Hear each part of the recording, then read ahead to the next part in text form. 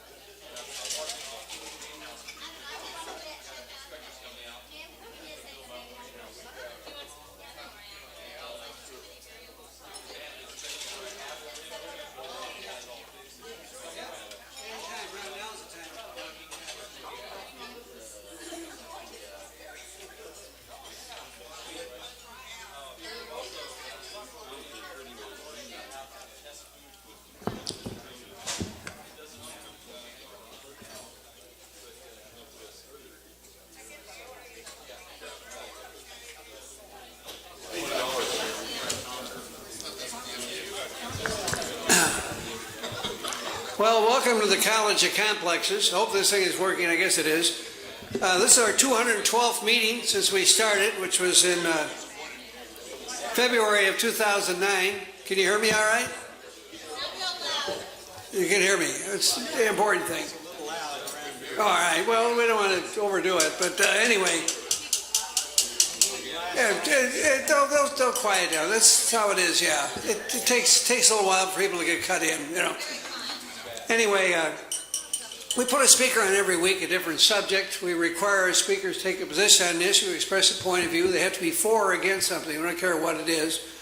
We give our speaker an hour to make a presentation. If they go over an hour, we cut them off. And if anybody interrupts the speaker, we remind the interrupter that it's one of our rules. We only listen to one fool at a time. You know, that's one of our rules. We live up to that.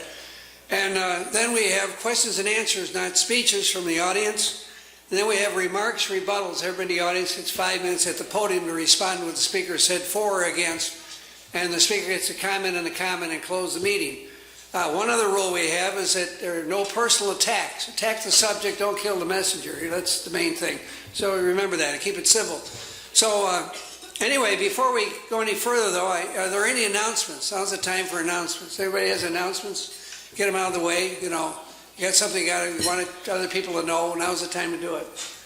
You got an announcement here? Jim has an announcement. Okay. As soon as I swallow. Well, welcome tonight. We're glad to see all of you here this evening. How many of you are here for the first time for one of our meetings? Anybody? Hasn't been before? Okay. Well, that's great.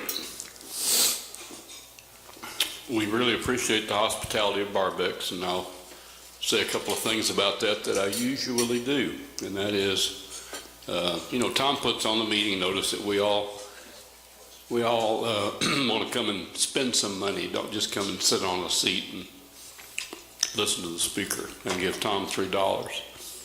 But we're taking up their space and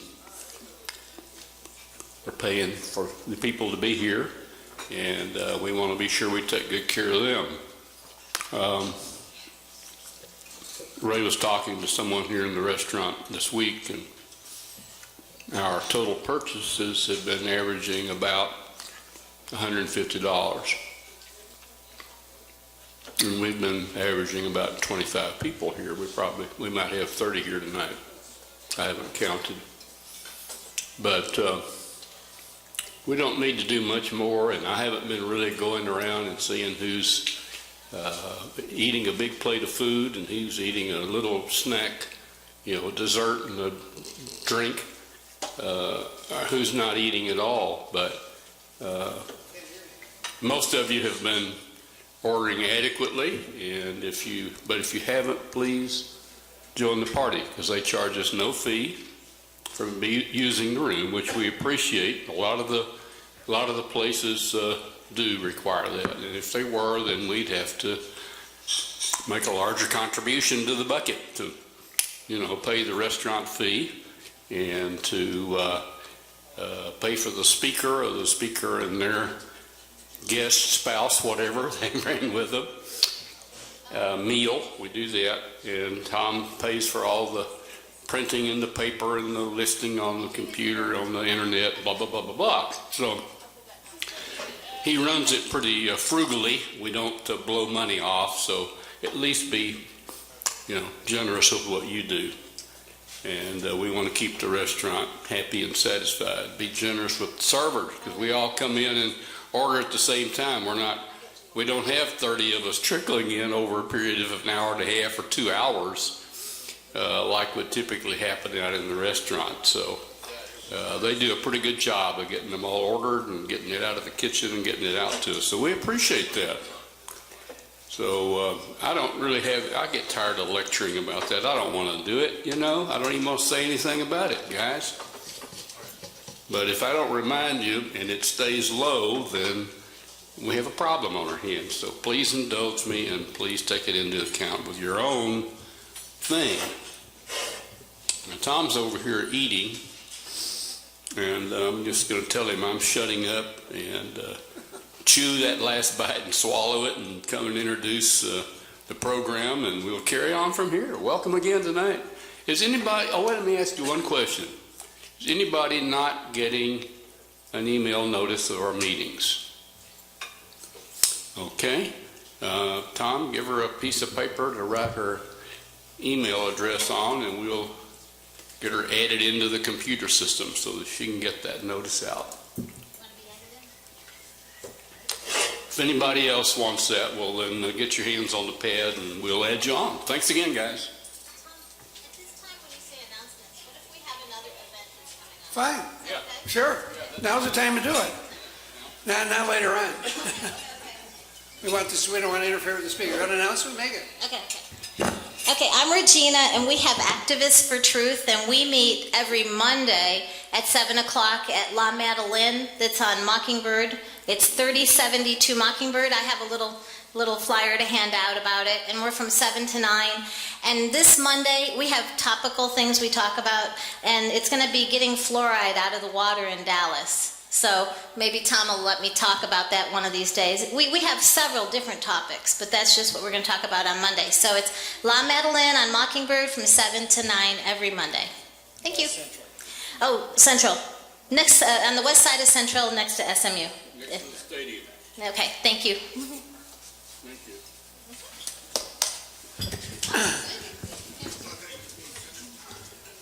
you. No, it's not Central Time. Any other announcements? That's it? Okay. I've got one here. Next week is where John Beasley, he's sitting right there. He'll be our speaker next week. He's an English-born author, retired from a long career with Xerox. He's educated at London's Imperial College, University of Dallas, MBA, DIC, PhD. We'll discuss how currently there are many conspiracy notions about being floating about, yet most of the critical non-conspiracy is one that most affect our lives and futures, the general American public, which is referred to on the back cover of his book, which he wrote, Sabotaging America, stating the financial crisis that erupted in September 2008 is a symptom of a far larger problem facing America. The ideology that has guided policy decisions for the past 60 years rests on concepts that bear no relation to the actual economic conditions which the U.S. now finds itself. Such arrangements suit the elite fund for political class in Washington. In effect, the ruling elite is sabotaged by the future of America for its own enrichment. John will show how this American self-inflicted tragedy started with FDR, has continued with every president since, and how the failed international macroeconomic policies pursued by these administrations cannot be regarded as a conspiracy, since each faltering step was widely publicized. He will cover political decisions, their general repercussions, and where we need to go from here. So that's next week. And it's also on the itinerary that you have in front of you. So tonight we're privileged to have Jim and JoAnne Moriarty. They're going to talk about escape from Qaeda and where to go from here. They're American patriots who lived in Libya years prior and during the airstrikes in 2011. They're going to discuss being captured by escaping from Al-Qaeda, the truth about the NATO strikes, the fall of Gadhafi in Libya, the turmoil in Egypt and Syria, who is behind it, the facts surrounding 9/11 attack in Benghazi, and where we need to go from here.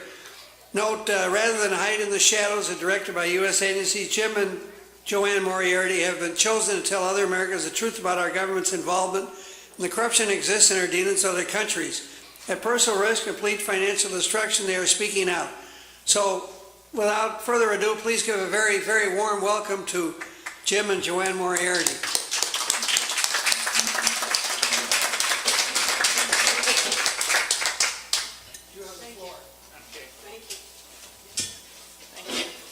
Good evening. I'm Jimmy. This is JoAnne. Good evening. First of all, we're not political activists. We're business folks, and we had a very successful business. We make a proprietary product that rejuvenates oil wells and cleans up pipelines and sludge pits, and we were really in the environmental remediation business more than anything.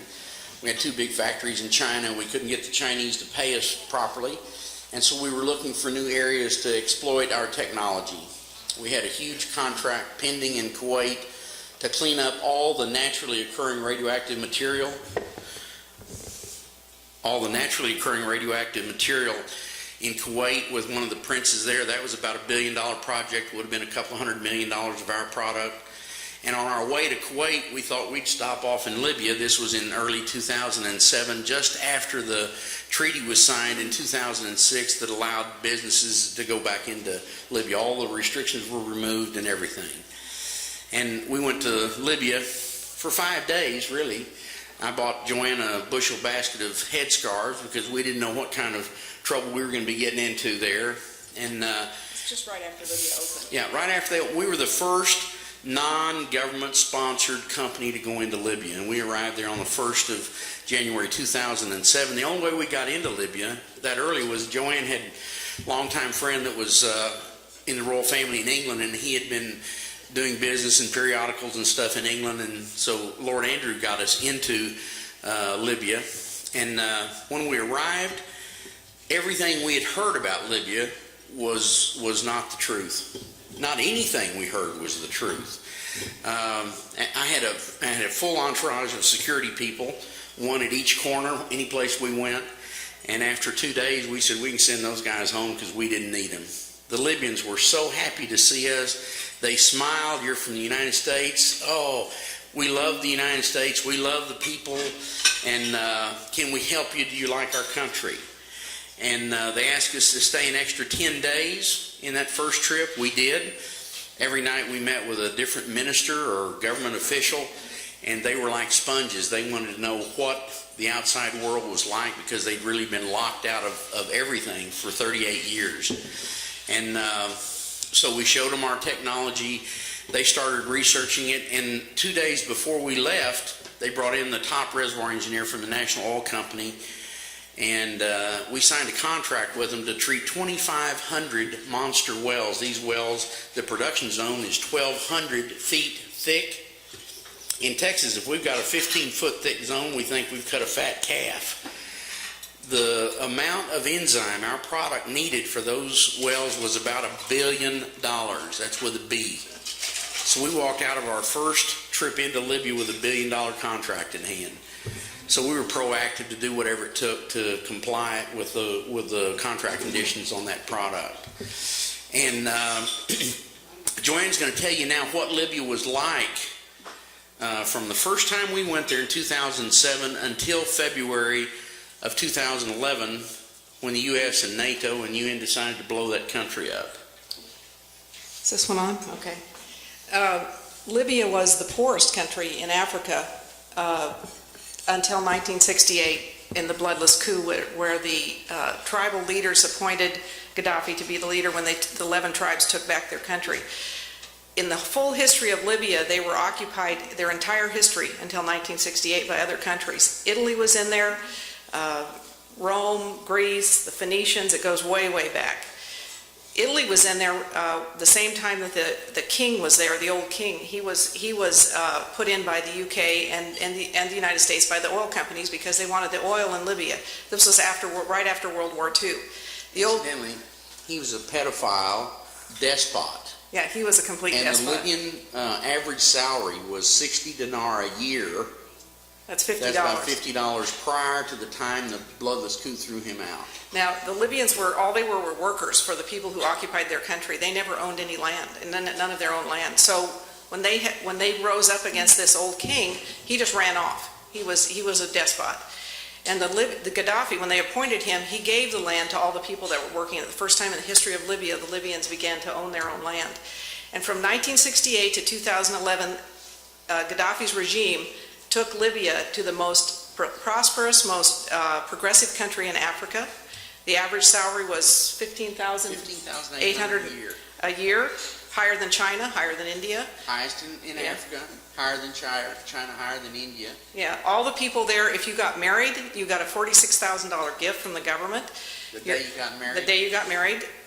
Gas was 44 cents a gallon. Your housing was given to you at 10% of the cost of your salary. It's 10% of the salary. So if you made $900 a month, you paid $90, and in 20 years it became yours. The hospitalization that included all the utilities. Yeah, all utilities. Etc. Your first car was half of whatever the invoice was. All medical was paid for. completely. And if you couldn't get the medical care you needed in Libya, they paid for you to go abroad wherever you could get it, and you were allowed to take a family member with you, and all your costs and expenses were paid. Travel expenses, Everything. etc. If you wanted to go to college, they paid for your complete education as high as your brain would take you, and if you couldn't get it in Libya, they paid for you to get it wherever in the world you wanted to get it. So Libya, Again, with a stipend. yeah, We knew a young man that was getting his doctorate in England. He had a wife and 4 kids. His monthly stipend was 4,950 pounds.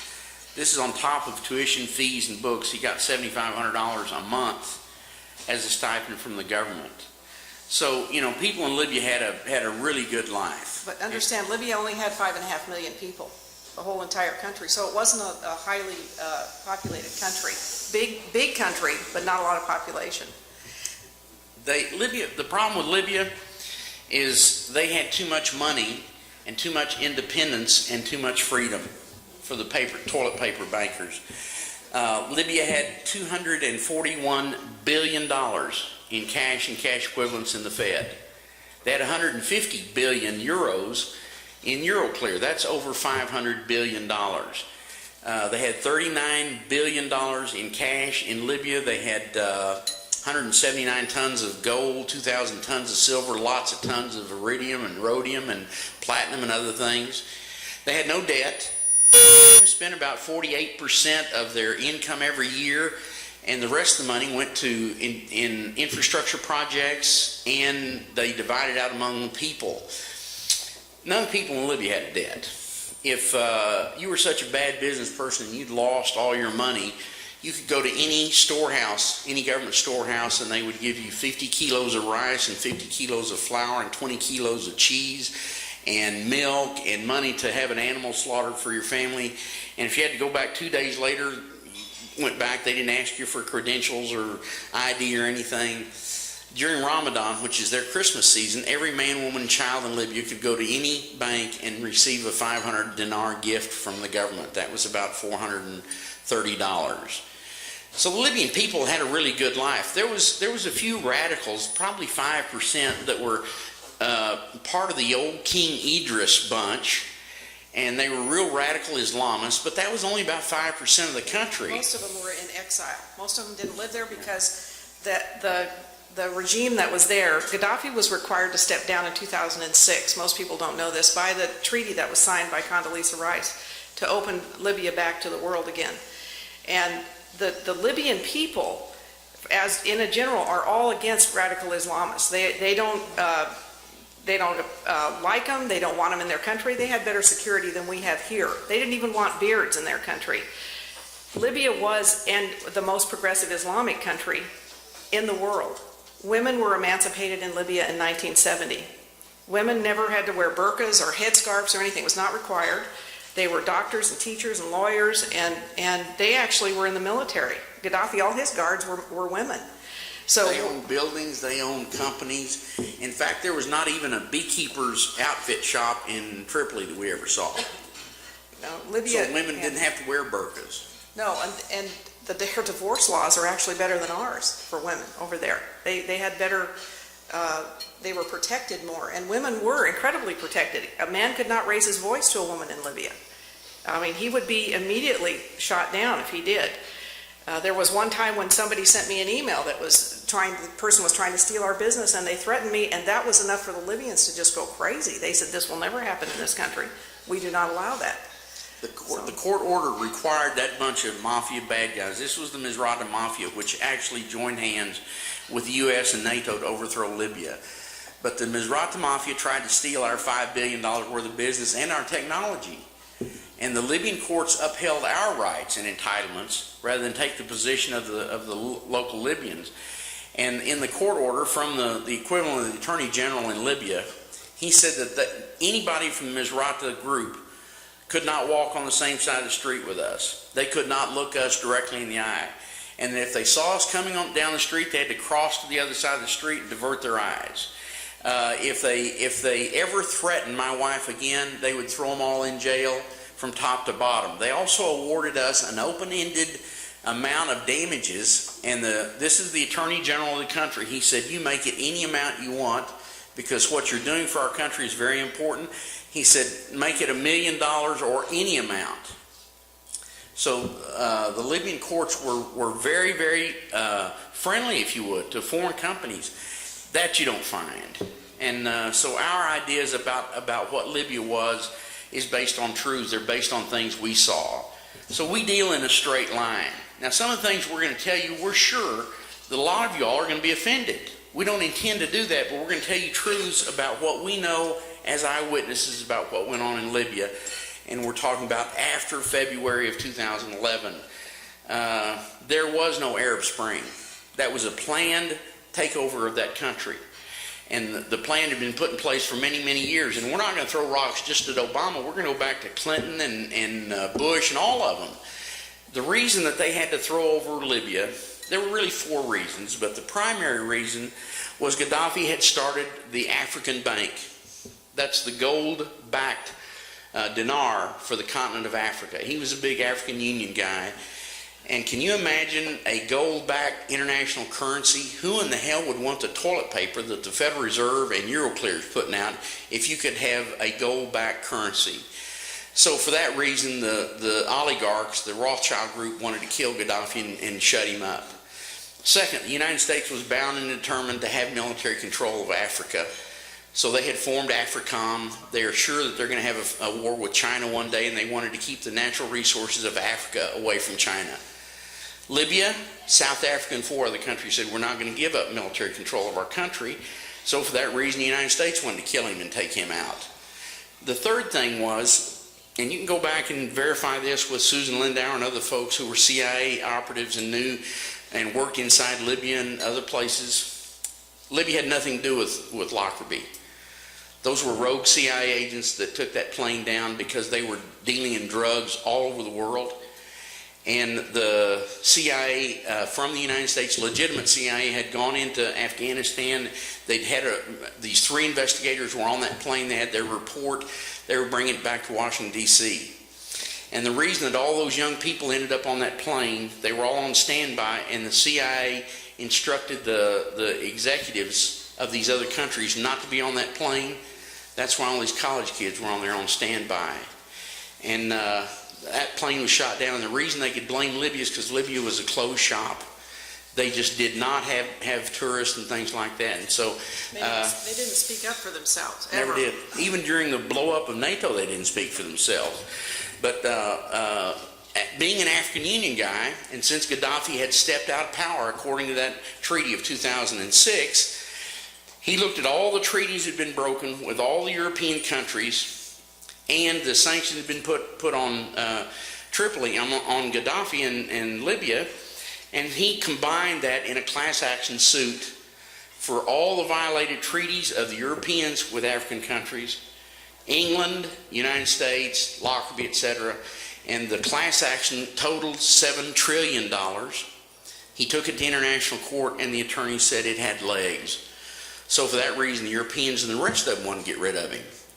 Now, you had a few tidbits about why in the world did all these folks hate Libya and hate specifically Gadhafi. I'll give you one example. The French and the British had a satellite they put up just for Africa. And this satellite, when it was put into space, cost them about $300 million.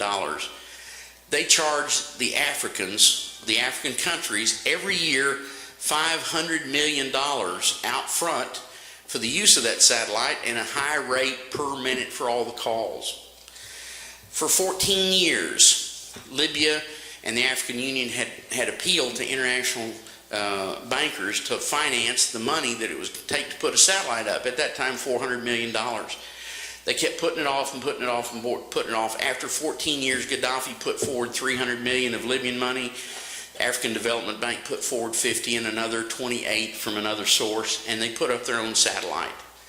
Now that saved them $500 million a year and cut their cost per minute down by 70%.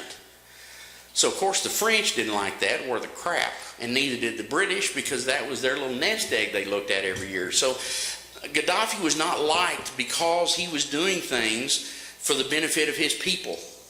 Now, I'm sure we've all suffered here in the United States with what's been going on the last 20 years, and we see how our dollar's gone to hell in a tea kettle, because our government, I don't care whether you're Republican, Democrat, whatever, our government is not doing what's best for us.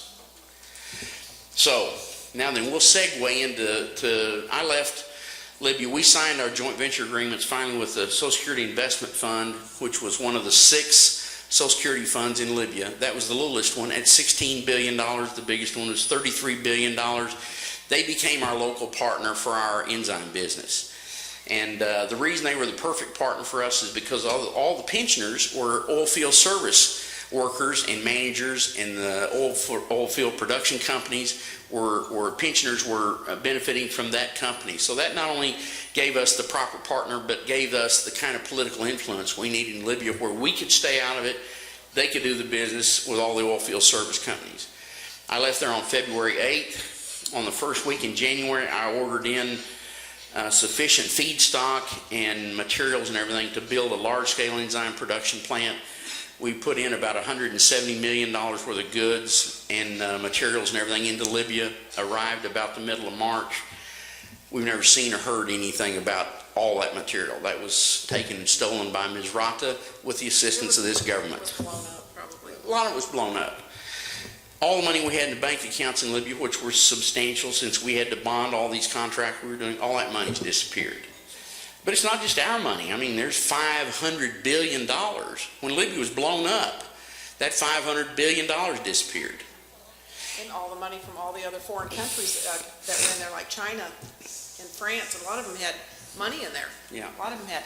When they went to the UN and made a decision that they were going to do a no-fly zone over Libya because some protesters had been attacked by Gadhafi, which has completely been now debunked. They know that the snipers were from Qatar. It was a false flag operation. They brought in 250,000 mercenaries under the cover of NATO. These mercenaries were almost all of them Islamic extremists. They came from Afghanistan, they came from Cairo, they came from all over, Yemen, everywhere.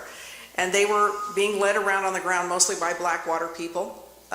They were attacking Libyans everywhere they could, and NATO began bombing the country. NATO began bombing hospitals, schools, water supplies, power plants. They embargoed the city of Tripoli from food, medicine, water, gasoline, because Tripoli was not going along with their deal. 60,000 bombing raids over Libya. Over Libya is more than all of World War II. There's been 500,000 Libyans were killed. This is a population of 5.5 million. We killed, and I'm talking about the government of the United States, killed 500,000 people under the auspices of protecting innocent civilians. I don't know how that works. 2 million Libyans live in exile. There's 1 million Libyans in the country that are homeless. The other 2 million are living in total anarchy. We started trying to tell this government how wrong-footed we were beginning in February. And we published a lot of articles. We had to learn how to publish because, my gosh, they wanted attribution. If you said anything that wasn't according to the agenda of the press here, they wouldn't put it out. But you can go to Google search and plug in Libyan War: The Truth Part 2. And you'll see the #1 hit on the Google search engine is an article we put out in March of 2011. It's still #1 on the hit parade on Google. So this is not new for us. We've been trying to tell our government how wrong-footed we were. Little did we know it was our government that was the one that was promoting this whole mess. So, go ahead. okay. So what happened was we were invited to be part of a fact-finding commission to go into Libya to see what was actually happening. We were to head it. Yeah, it was the group that invited us is a 2 billion people group. It's a youth organization that's all over the world. And they wanted us to come in May. We were invited in April, and we agreed to do that. And we went in May as a fact-finding commission because the UN, by their own charter, is required to do a fact-finding commission before they take any action in a country. Libya had requested 3 times for a fact-finding commission, and the UN turned a deaf ear. So some outside countries formed some fact-finding commissions to go in. That's how we went back to Libya, and that's how we were there from May until the end of August, the whole time, mostly during the war. Now, the video that is the results of our fact-finding commission is on our DVD, and it details how that war started and what were the causation and everything. And that is in our PowerPoint is on there. In the PowerPoint, we detail the names and agencies that came into our home at our invitation and debriefed us. That's in there. Our DVD is about 3.5 hours long, and it's full of information that, of course, would be impossible to cover in the time tonight. But we were called back into this to run this fact-finding commission, and we were given, I said, the only way we'll go in there is if we're given free hand to go look any place we want to see what we want to talk to everybody. And they said, sure. And because we knew Libya, but we never did business with Gadhafi or the government or anybody. We were really working more with the tribes and the oil field producers and things like that. And so the things that we heard on the news, if any of them were true, we weren't happy about it. The fact that Gadhafi was firing rockets on his own citizens and using cluster bombs and all these things. Well, when we got to Libya, we found out it was not Gadhafi that was doing any of those things. It was not the Libyan government doing any of those things. It was the UN and NATO. And all the people that were fighting on behalf of the rebels were Al-Qaeda, psychopathic murderers, Ansar al-Sharia Muslim Brotherhood, who were brought in by the U.S. 250,000 mercenaries were brought into Libya by the U.S. to hand in hand take over that country. These were Al-Qaeda. These were psychopathic murders that the U.S. brought in there. The same kind of mess they did in Egypt. Well, Egypt was a much bigger place, and you saw what happened in Egypt. In less than a year, the people of Egypt rose up and took the government back from Muslim Brotherhood because Muslim Brotherhood is psychopathic, murdering people that never knew who their father was. Well, when we got to Tripoli, we began to go and we went to a lot of tribal meetings. We went out and saw a lot of bombed places. We interviewed a lot of people. The Libyan people requested us because the media that was there, the CNN and all the other media that were there, most of them were CIA. And we knew that because they carried big knives, they had flak jackets, and they even identified themselves that way.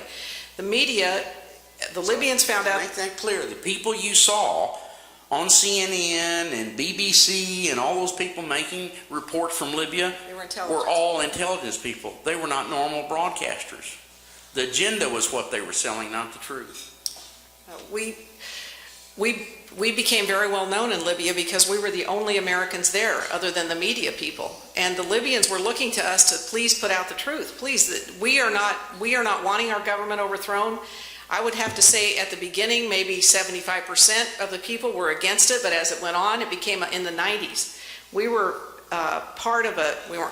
we attended a rally, pro-Gadhafi, they call it pro-Gadhafi, but it's pro the Libyan regime, in Green Square, where over 2 million Libyans came out in Tripoli for their government. Now that's more than one third of their entire government. Now they have the right to choose their own government.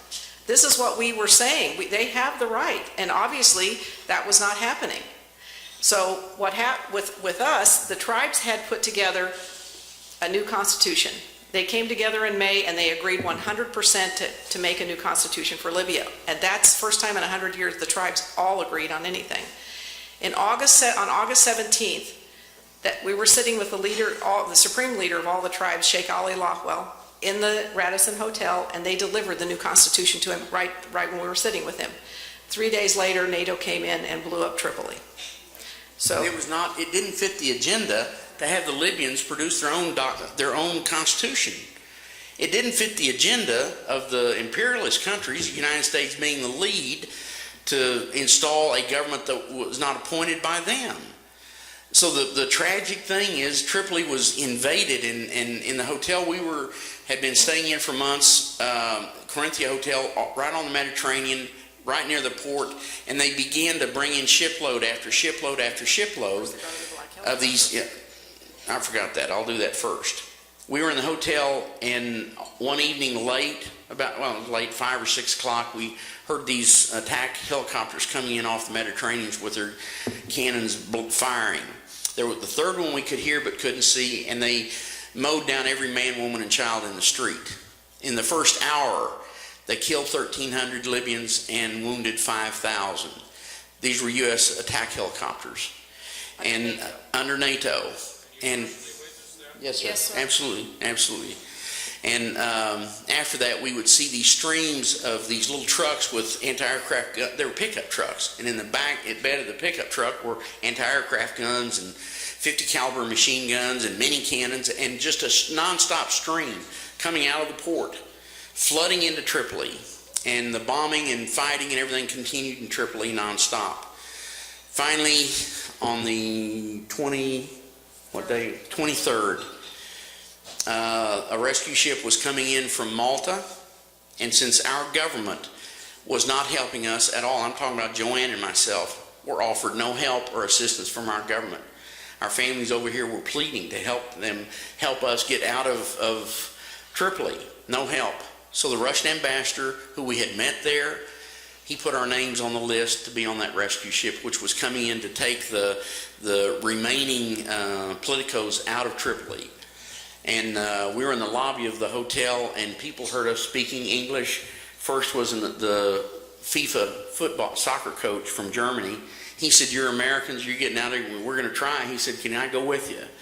And then next was a Bahraini prince. Next was the sister of the president of Mauritania. And then a Filipino gal that had been working in that hotel for 20 years. And then there was a ne'er-do-well from Texas that was over there trying to sell guns or influence or whatever. And he wanted to go with us. So that was our crew. And we had the Russian ambassador add their names to the list. Then we went to try to find this ship to get on the ship, of course. And we didn't know that the rebels had fired, Al-Qaeda had fired on that ship and wouldn't let it come into port. So it was moored 3 miles out. And we're going up and down the coast, 42 miles away from Tripoli, east, a stop point every 100 meters with Al-Qaeda, armed, rebel, psychopathic bastards.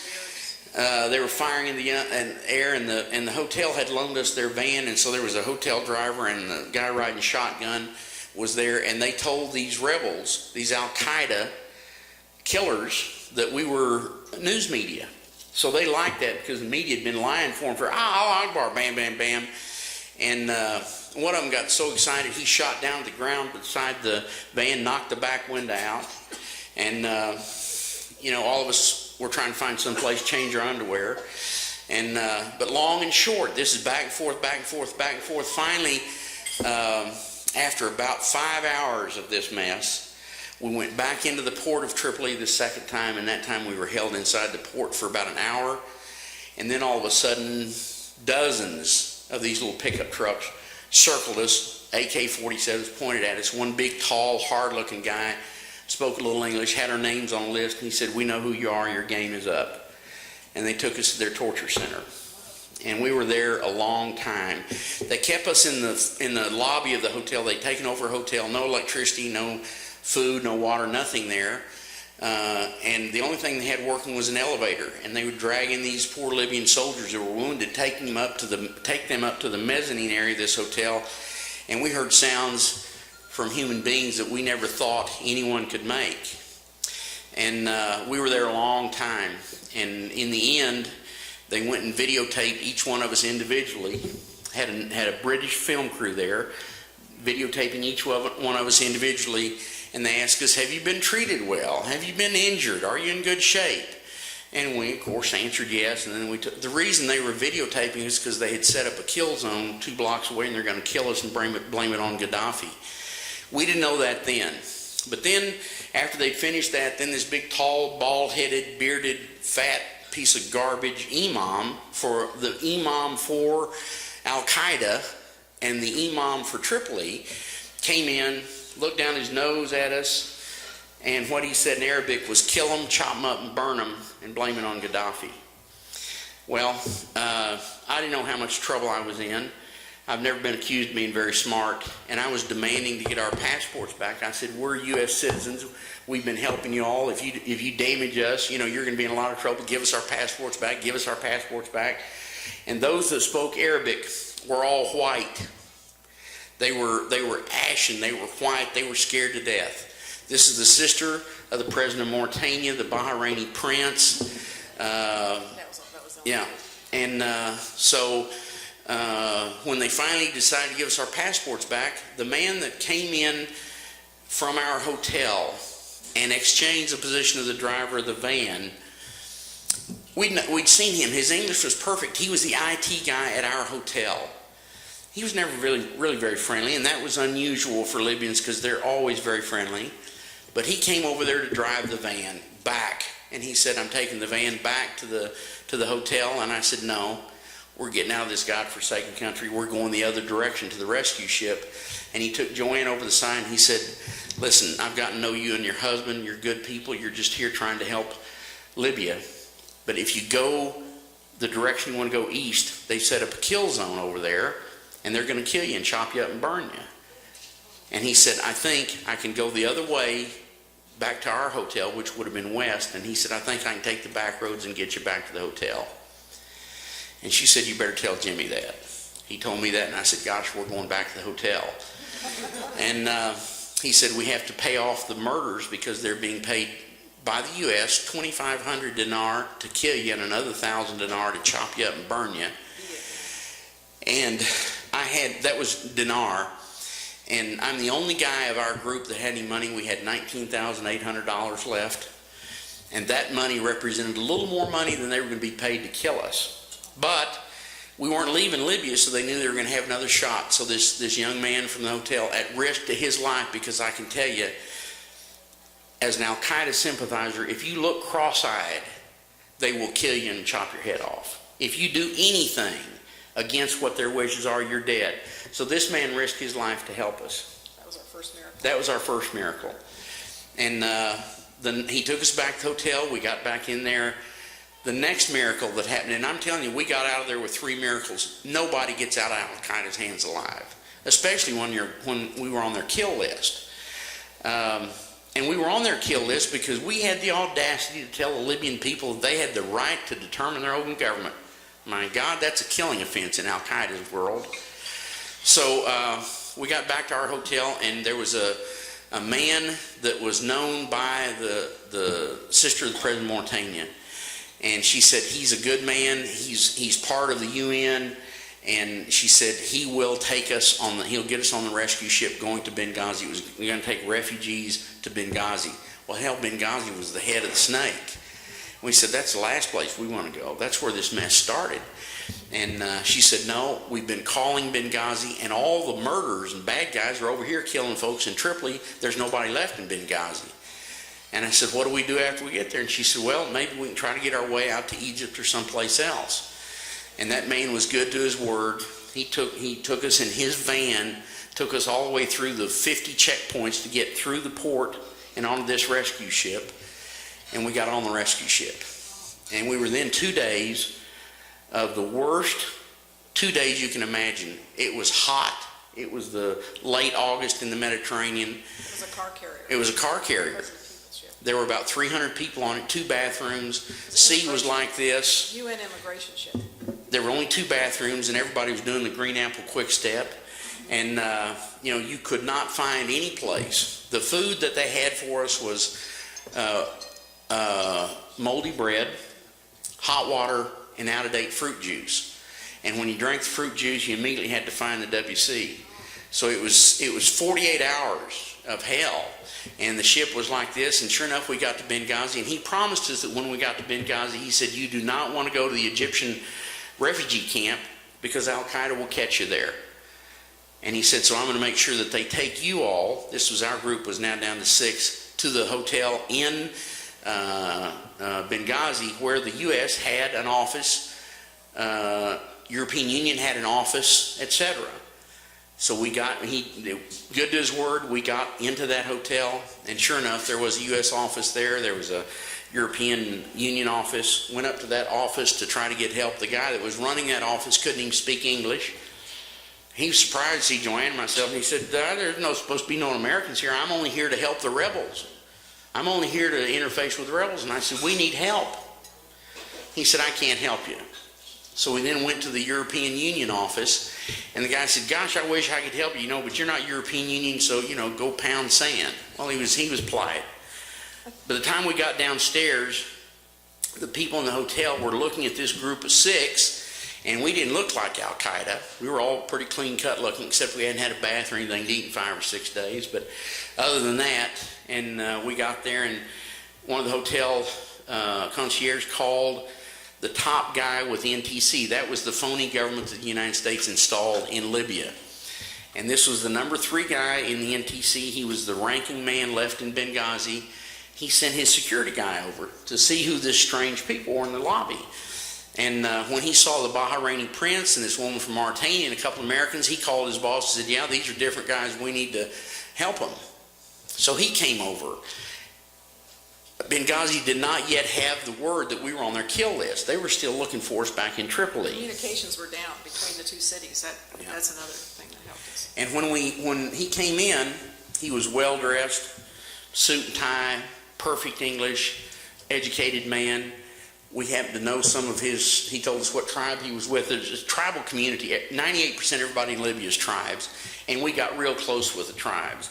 So we knew people in his tribe. We had friends with people in his tribe, and we discussed those with him. And after we had a little discussion with him, he decided we were all right. And he said, well, y'all need to get out of Benghazi.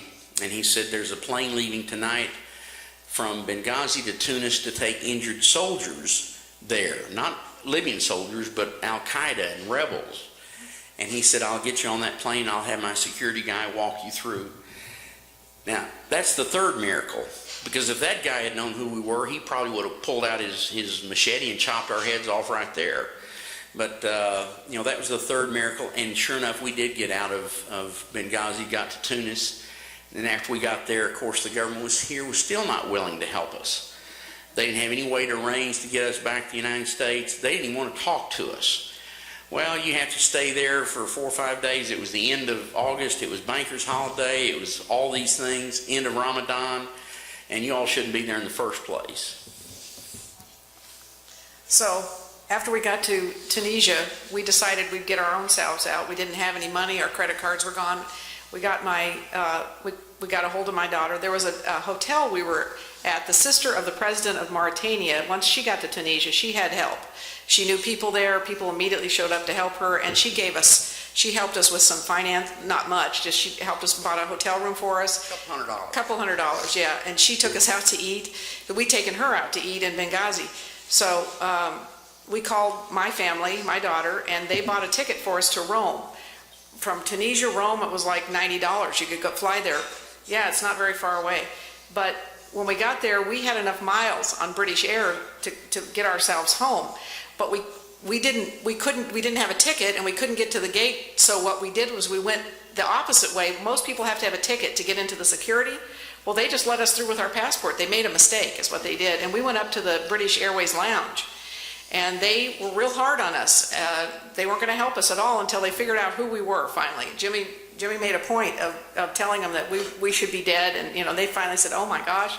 So they got us on the next plane out, even though all their plane, every single one of them was full. They got us in 3 hours. They got us out, and you should tell the little story of the luggage guy. Well, a guy that worked by the hour, he handled luggage in the luggage storage area, and you had to pay your storage fee in advance. And this place was about a mile from the gate. It's a huge airport, about a mile from the gate where we would be departing, and we had a lot of luggage. And he said, well, it's going to be so much. And I said, I'm sorry, I don't have the money. I said, if you'll let me try to get the money from our kids in the United States, I said, I can have it. He said, why don't you have any money? And I told him the story, and he gave me €100. The storage was about 10 euro. And he gave me €100, and I said, I only need 10. He said, no, you may be hungry, take this. And I said, let me have your name and address. And I said, as soon as I get back to the States. He said, no, you've been through enough. He said, this is my gift to you and your wife. Surprised how many nice people there were. And, but when we got back, JoAnne had secreted on her person 200 gigabytes of all the NATO atrocities. We had videos of them blowing up hospitals and water treatment plants and power plants. And we've been in morgues. Yeah, and terrible things. And in the Houston airport, they let her go right on through, and they stopped me. And they held me for 3 hours, interrogated me, 3 different agencies. The guy that was speaking to me had 3 screens in front of him, and I was getting questions from all these different agencies. How did you get to Libya? Who paid your expenses? How did you get back?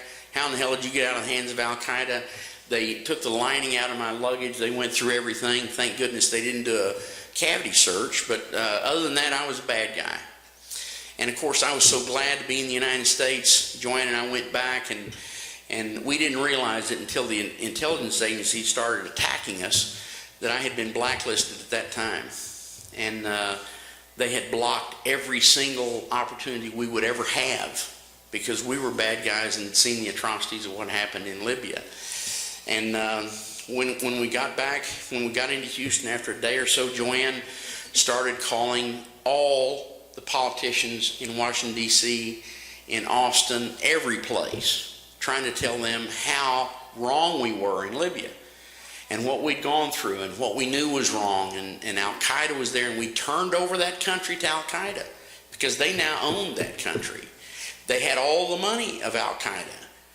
And the Al-Qaeda was real brazen in their declarations in Libya that we now own this country, we have all the money, we're going to have the resources to take over the world. We will effect a caliphate. And John McCain, that sorry piece of garbage, was right in there holding arm in arm with these Al-Qaeda guys, telling them that they were his best friends. These are my heroes. He did that in Libya the first week of the fighting there. He did it 2 or 3 times after that, and then he went into Syria. The first week they were another league of Al-Qaeda were the ones that were attacking in Syria, and he did the same thing there. These are my friends, my buddies. They gave him an award.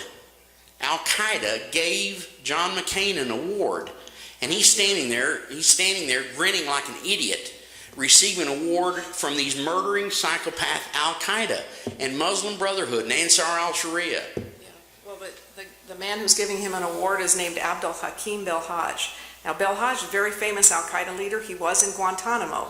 He was turned over to Libya from Guantanamo because he was Libyan, but he was released by NATO and the people that came in. They opened all the prisons and let everybody out. And then for John McCain to go in, and he was with Lindsey Graham at that time and Richard Blumenthal, another senator, a Democratic senator. They were all standing in Tripoli receiving an award from Abdel Hakim Belhaj, who is now in charge of security in Tripoli, in charge of illegal prisons and all kinds of things. Now then, we will tell you that we became real close with the tribes of Libya.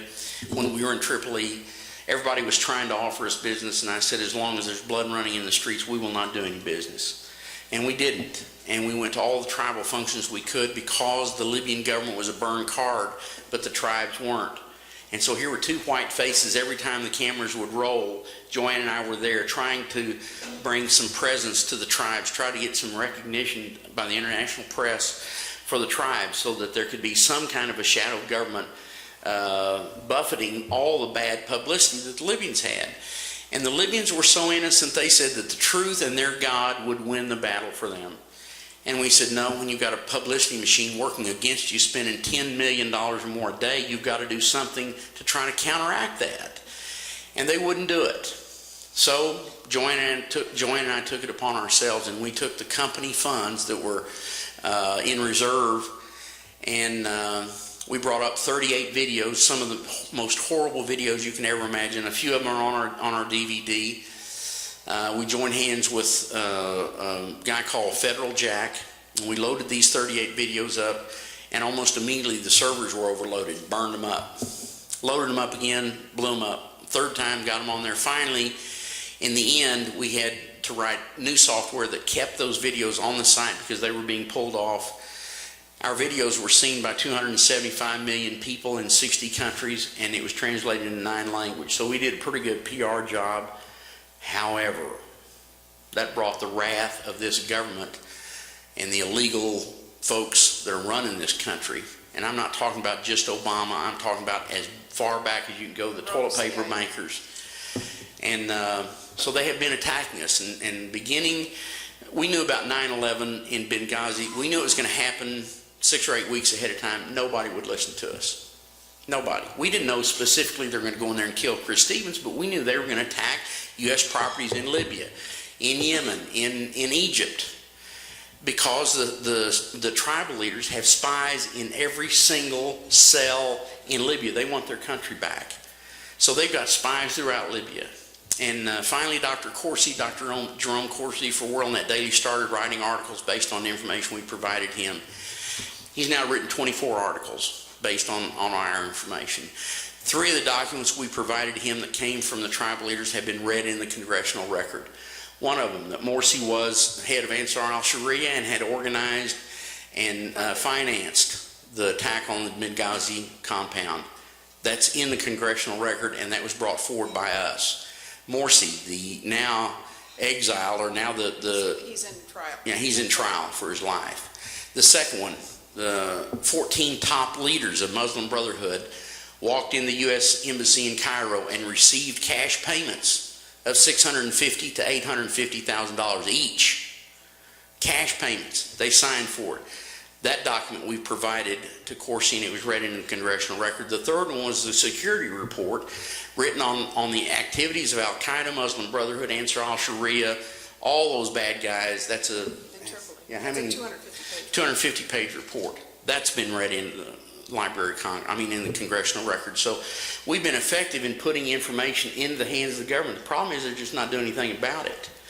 And finally, about 9 months ago, by a woman called Tara Dahl, who was Michelle Bachmann's aide, she started calling us to find information about us. She then fed 4 different intelligence agencies into our home. The last one was CIA, who was brought in with The Blaze, Glenn Beck's production company. They came into our home. They were going to do a 2-hour documentary on us, and they were going to videotape everything. They spent 6 hours with us. 3 people that we verified were Blaze executives. And the woman that they brought in supposedly to provide us with security, because they told us we were in more danger from this government than any time we were in the hands of Al-Qaeda. And when they were going to come back to do the filming and editing and all this stuff, JoAnne called them. They didn't call back. Instead, this woman named Nikki Barakal, CIA, spawn of the devil, called us back, and she said she's killed the documentary. It's too dangerous for Glenn Beck because we're already talking to intelligence agencies, and we need to continue doing that. And I said, the intelligence agencies are doing nothing with our information. They've said they send it up to the top, and it's blocked. They said that the agenda, this is from the intelligence agencies, told us that the agenda in the United States is being set by Muslim Brotherhood. And they said, we're sorry, nothing that we can do to help you all at all, because by now they have destroyed our business. They've alienated us from everybody. And she said that she verified we had been not only blacklisted, but soft killed.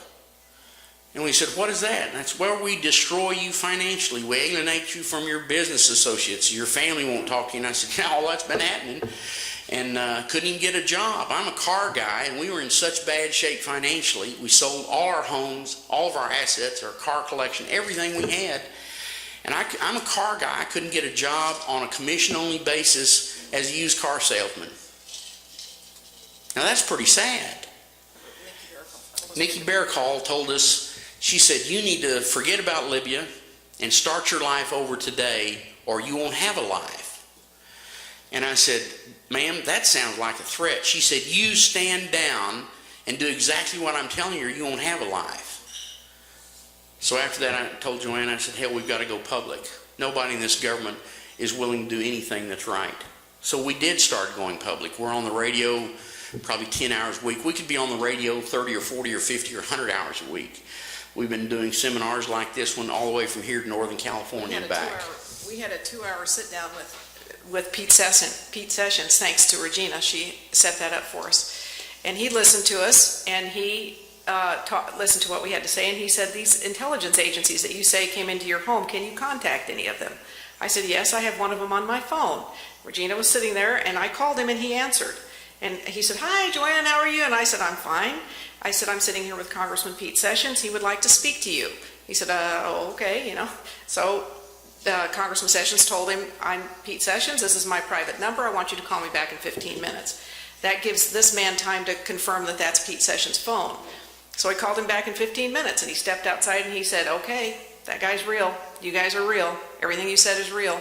And he said, I want to know why the U.S. did not make you their best friends, because you're bringing forward all this latitude, longitude activity of where Al-Qaeda is, where their guns are, where their camps are, where their movement. And he went back to Washington, D.C. He had a meeting with the head of the DIA, and they confirmed. That's Defense Intelligence Agency. And Pete Sessions' exact words, he said, I want to tell you everything you told me. He said, and I repeat, everything you told me has been confirmed 100%. He said, but they said they hired you and you didn't want to work for them anymore. And I said, they hired us. They never hired us. They never did. I said, follow the money. Nobody's ever hired us. So he went back to him again, and they hemmed and hawed around about, they guess they'd made a mistake, but that we should really talk to the FBI. So that was just another push off. We had tried to provide information to the FBI. You may be asking, how in the hell these people get all this intelligence? Because the tribal leaders have kept in touch with us. We talk to them every day. There's 2 million. They provide us with all the activities of all the radical Islamists in Libya, in Tunisia, in Egypt, in Syria. And we have real-time information about what's going on. And we have tried to put that out. We try to put it out. We try to put it out. In the meantime, these intelligence agencies are soaking it up and doing nothing with it. And the tribal leaders have finally asked us or released us to go ahead and start bringing forward the key eyewitnesses. Because let me tell you what, you're looking at two folks that know everything about what happened in Benghazi. We know the 3 sorry pieces of garbage that coordinated the whole thing and directed the attack by their phone. Their families ratted them out because they were so ashamed of them. We have eyewitnesses that lived across the street from that Benghazi compound, and he's documented and detailed every single thing that's happened. We put him on a personal interview with Dr. Corsi about 2 weeks ago. Corsi's written the first article on his information. We had him on Joyce Riley's show, The Power Hour, and her producer said that was the most important show she had ever done. We had him. He's going to be on tomorrow, 15 minutes tomorrow night on Aaron Klein's show. And we have all the information about what went on in Benghazi, and the report the government released is just not there. It's not true. There were 2 cars that left Benghazi, 2 civilian cars with Libyan license plates. There was never a flag that flew on any of those buildings in that area, so it was not a political residence. Not a diplomatic residence. Not diplomatic. And the cars that they drove around were Libyan cars with Libyan license plates, not U.S. Political plates. What did he say? The Libyan people all know this is a CIA headquarters. Yeah. It's been here for a long time. And in the very early minutes of the finding, 2 cars left that front building, the front mansion. These were mansions. These are not funky little buildings. 2 cars left that. He described the cars and who was in them. Chris Stevens was not in those first 2 cars. He said, we can't figure out why Chris Stevens was not taken out of that building when those first 2 cars left. Question, where's the answer? In addition to that, the armored vehicles that supposedly came back in there from the other location where there's several mansions about 3/4 of a mile away, they came back in and did a little bit of an attack, etc. But the truth is not being brought forward by this government. And did you know that entire area was cordoned off, 5-kilometer circle? So this was not spontaneous. This was not spontaneous. And when they came in with their little banners about the video, they had their AK-47s with them. Now let me tell you how asinine this lie is. There are no movie theaters in Libya. There are no movie theaters in Libya. YouTube has not been allowed there since 2006. So would you please tell me how in the hell do you think that video was seen by anybody? Nobody in Libya has ever seen it. Now these are the truths. And for this government to continue to lie to us and kill people and continue to kill people, there are 128 mass graves in Libya full of black folks. They've been committing genocide on blacks through this revolution since the second week in February, and they announced that they were going to cleanse Libya of blacks because those were mercenaries brought in by Gadhafi. That's just not true. Libya is a colorblind country. 30 to 35% of all Libyans are black. And you go to any family in Libya and you see a rainbow of colors. There's black down to light beige and everything in between. There is no racism in Libya. And this mess of killing blacks, of the 500,000 that were killed, 200,000 of them were black. And they have been whenever they kill the Libyan soldiers, They'd shoot the beige guys in the back of the head. They would chop the heads off of the black guys. They'd cut them up and burn them. And these are guys that are trained by our CIA and educated by our CIA. They find these psychopathic so-and-sos, and those are the guys that are the junkyard dogs for the CIA. Now, this is a sad state of affairs when that's our country. And we were very, very substantial people. They've destroyed us. If they can destroy us, they can destroy anybody. The only way we're able to live, and we live in the homes of other people. We're homeless now. We had 3 real nice homes. We're homeless. We have little DVDs we sell at $10 a piece. We hope everybody buys 1 or 2 or a dozen, because that's the only way we're able to live. And God saved us with 3 miracles, and I think He did that because He knew we would tell our story and tell the truth. Because the people here need to know the truth. Now, JoAnne's got some great news to tell you about Libya. This is after 3 years of them being blown all to hell. Okay. The Libyans, there's 2 million in exile, 1 million homeless, and 2 million who live in fear every day from armed Islamic extremists, their gangs. And from no government. They have no government. They have no security. Well, over the past 3 years, they've been planning to take their country back. They want to take their country back from these Al-Qaeda. Libya is not a radical country, never has been. That's why the 2 million left, because they would have been killed or in prison. There's 30-some thousand people illegally in prison there. Many, many people have been tortured to death. Last night, they effected the beginning of taking their country back. They have now taken the South. The South is back under the green flag, under the flag of free Libya, of Libya who will sell their oil, help their people, and take care of their country. And they fully intend to take their country back in toto. And my hope is for them that they don't get any news that comes out that says these are bad guys and somebody goes and attacks them, because they are fighting our battle. They are fighting Al-Qaeda at this moment by themselves. And in addition to that, right after 9/11, the Libyans brought forward a formal offer. The tribes of Libya brought forward a formal offer where they asked the United States to please stop supporting and funding and providing Al-Qaeda with weapons In their country. in Libya. And they said, if you will stop supporting those bad guys, we will go into Libya and we will eradicate all the fundamentalist Islamists in Libya. And then we will join hands with the tribes in every other country and eliminate these radical Islamists worldwide. That was a formal offer made to the U.S. government. Not one person ever responded to it. When we couldn't get anybody to respond, the tribal leader said, well, maybe we should have you all be in official capacity or something. So they appointed JoAnne and myself as the official spokespersons for the tribes of Libya. We were honored to be able to try to bring that forward. But we're one of the few people, if not the only two, that have really been trying to put out the truth about Libya forever. And just today, the intelligence agencies have threatened us again. I guess they didn't figure we didn't know how to die or go crawl in a hole, because they've told us to stop talking about the intelligence agencies and stop talking about what a bad person Tara Dahl was. We don't know how to stop being truth tellers. We don't like being attacked by this government. We don't like them asking us to go crawl in a hole so good people of the world won't know what they're doing. So, Second Strike is gone. I want you all to please buy our DVDs. We need your help. Go to our website. We keep that updated all the time. There's a lot of videos on the Libyans to show you how sincere they were. They went and attacked the biggest stronghold of the Misrata Mafia, which is really the mafia, the bad guys in Libya forever. And they captured, you'll see it, I think it's on our website, probably they captured, looks like 250 tanks. So they're taking their weapons back. They're taking the weapons that the United States provided to Al-Qaeda through Qatar, and they plan to take back their country. We hope God's with them. We hope the United States stays the hell out of that, and that these people have a chance to get their lives back. Thank you all. Repeat your website. Yeah. www.libyanwarthetruth.com. libyanwarthetruth.com. DVDs are $10. And our DVDs are $10.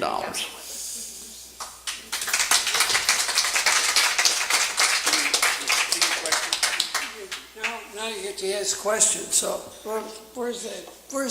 Let me get the mic here. Who wants to be first? John's right behind you. All right.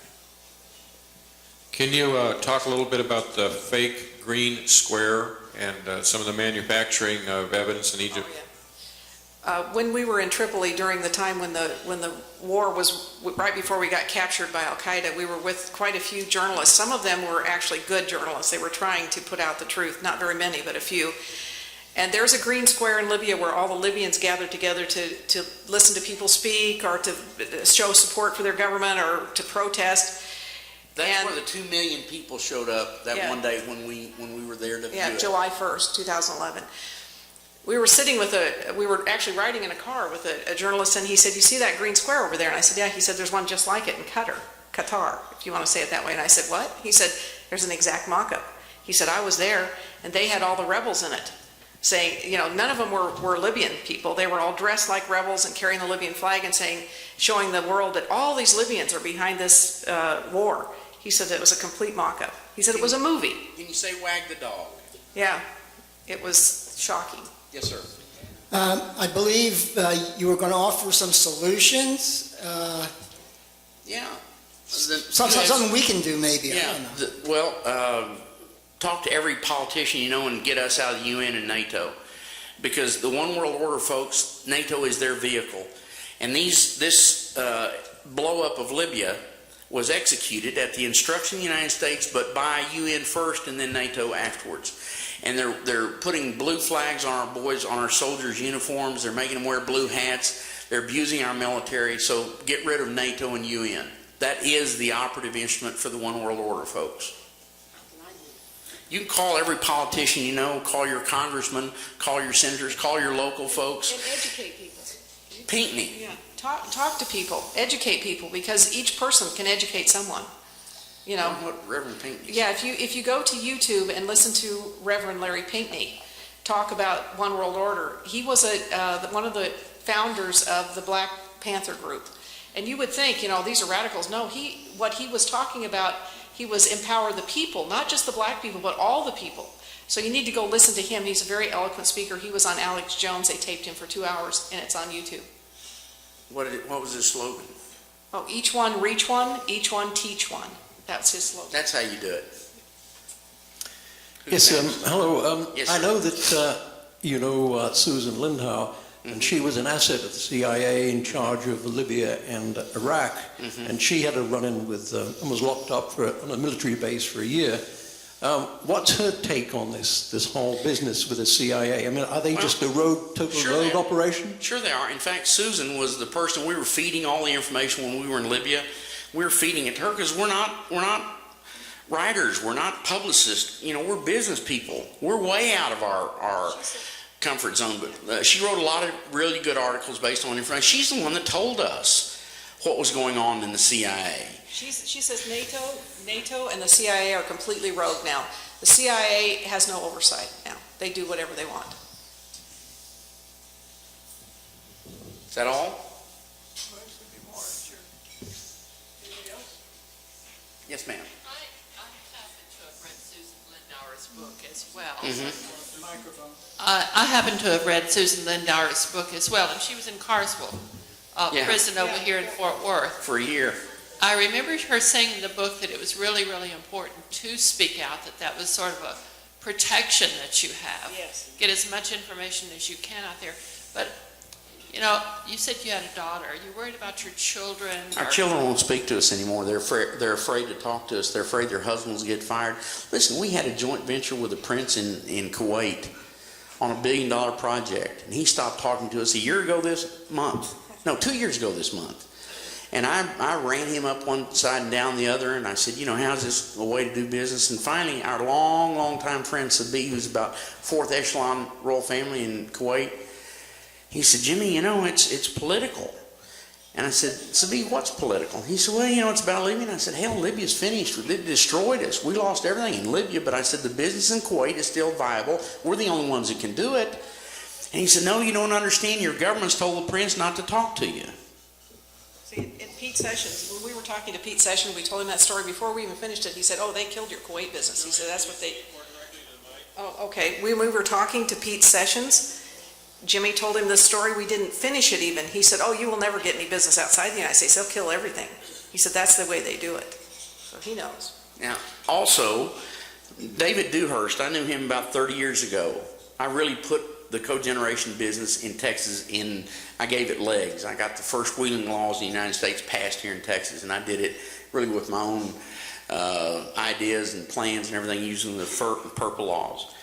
So really, David Dewhurst is worth a couple $100 million, but he got started with my help. So I asked him to help us. He used to be CIA. And he said, what do you need? And I said, I need your buddies to get off my back. And he said, what are you talking about? And I said, CIA. Oh, I haven't been CIA for a long time. And I said, bull. Once CIA, always CIA. I said, you need them to get them off my back. You need to get the government to do what we've been doing, and that is getting proper intelligence about what's going on over there. And of course, we're waiting for his call back. All the politicians never call back. A question about the CIA. Is everybody in the CIA bad, or are there rogue elements in the CIA? I don't think so. I think there's got to be some good folks, but I think the guys manufacturing or manipulating everything are bad guys. We know a guy named Vincenzo, and he's the head of the military division of the CIA. Did you know they had a military division? I didn't either. And he's paid by the post office as a post office inspector. And he claims to be the 5th most powerful man in the world. I was not happy to find out the CIA has a military division. I do believe there are some good people. Even the man that came to talk to us from the DIA, he came to our house quite a bit. He even shook his head one time. I heard him say under his breath, he said, oh, this is such a mistake what we did. We're doing the same thing we did in Iraq. And he said, he didn't say it to me. He just shook his head. He said, we need to befriend the tribes. We need to understand their cultures. He said, we don't do any of that. They asked us, they said, how in the world did you all ever get inside the tribes? We've never been able to do that. Well, it was easy because we treated the tribal guys with respect. We learned the way they did business. We didn't try to force our business techniques on them. And then we stood with them. And because of that, we've been adopted by the biggest tribe in Libya. We've been putting information out about what happened in Egypt as well. We got a call from one of the generals in Egypt, and he said, y'all have been so great about getting our story out because nobody will do it. And he said, we want you to know that y'all have a home here in Egypt. Believe me, we need someplace. We need safe haven someplace, but our choice is Libya and Egypt, Pretty scary. Excuse me if you've already covered this, but to what extent do you think Gadhafi's backing of a gold-backed dinar and the Pan-African Union, which would have been opposed to NATO and the UN, served as the pretext or the rationale? That was the number one kill point for him. And the bankers, the Rothschild group owns all the central banks in the world. So the games they play with currencies and everything, it's paper, it's toilet paper.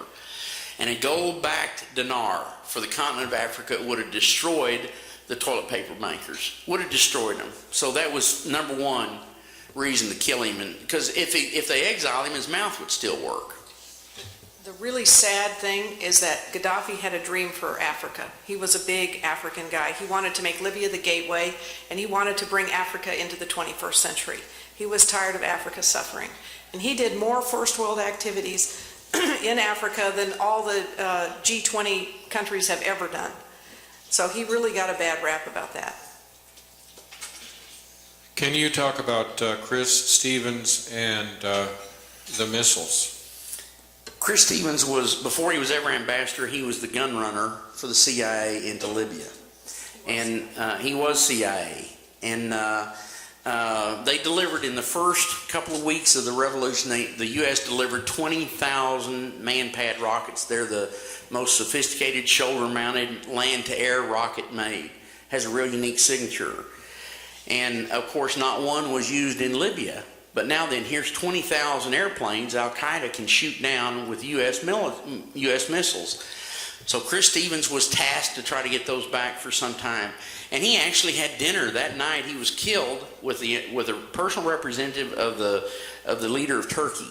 And he appealed to that guy thinks he's going to be the Khalifa when the Caliphate goes into effect. That's the head of all the world as the Khalifa. And Chris Stevens was imploring him to use his influence to get those man-pad rockets back. And of course they told him no. and that Turkish representative went out the front door of that mansion, was taken in a fast car to the airport, put on a military plane, and when the plane sat down in Turkey, that's when they started attacking that compound.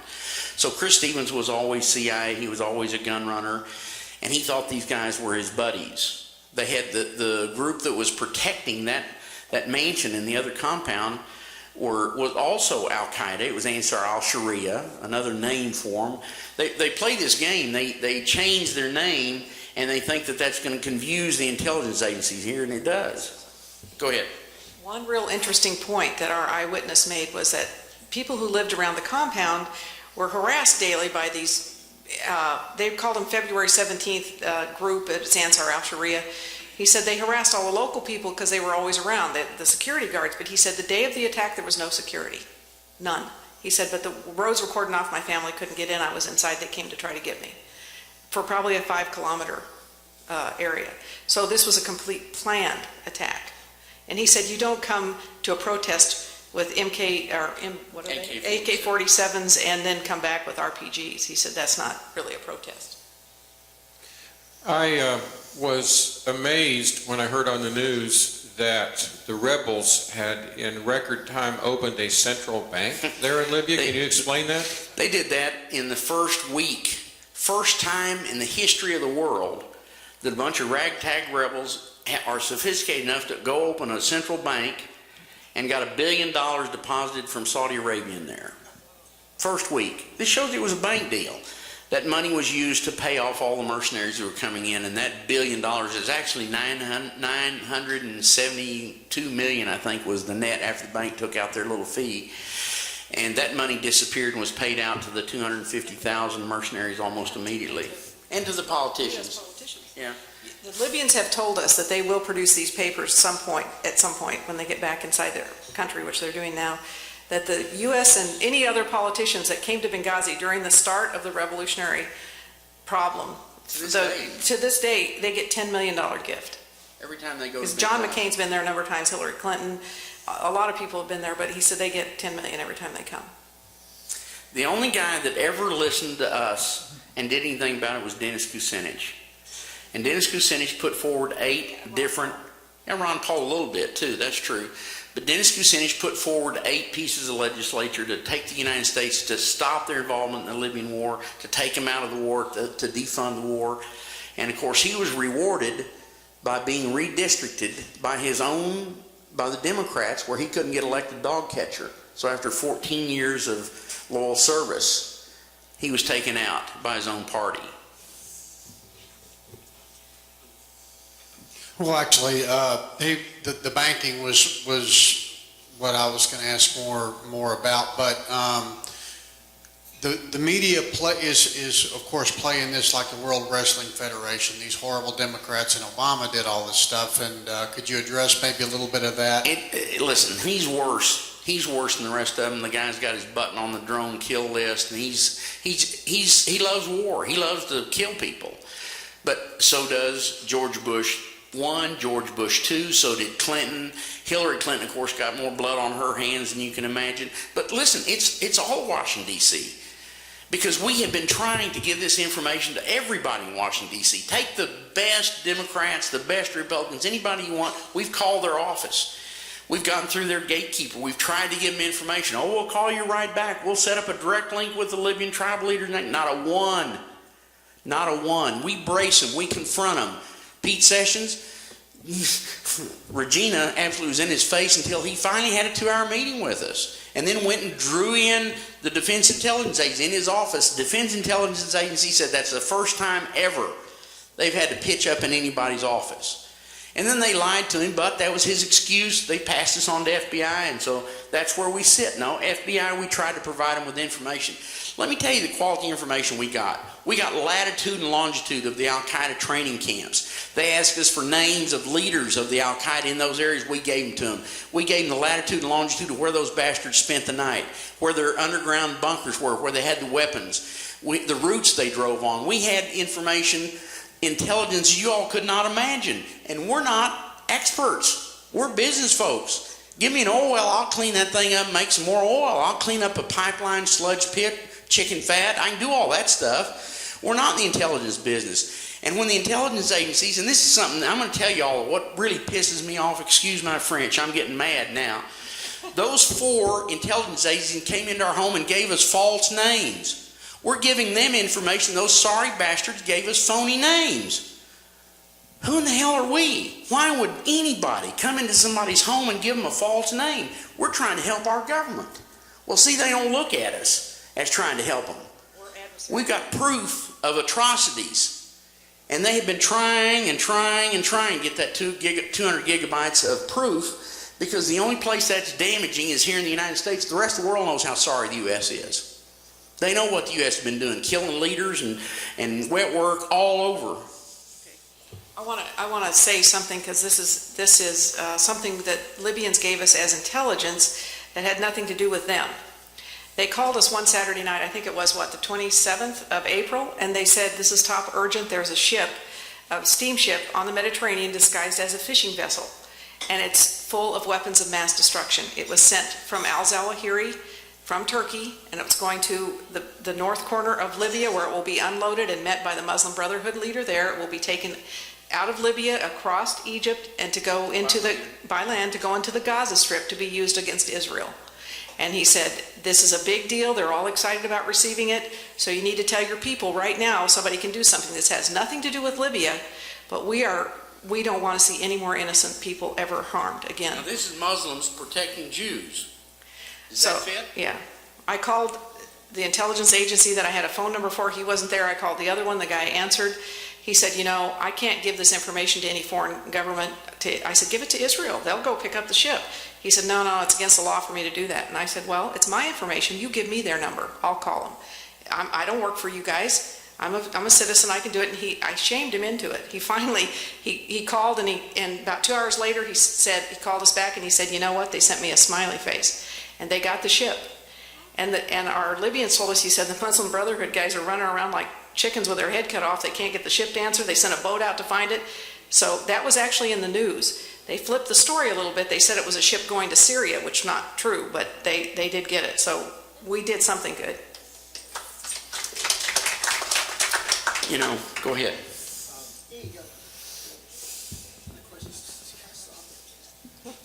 Could you address the issue of Hillary Clinton making a trip to South Africa?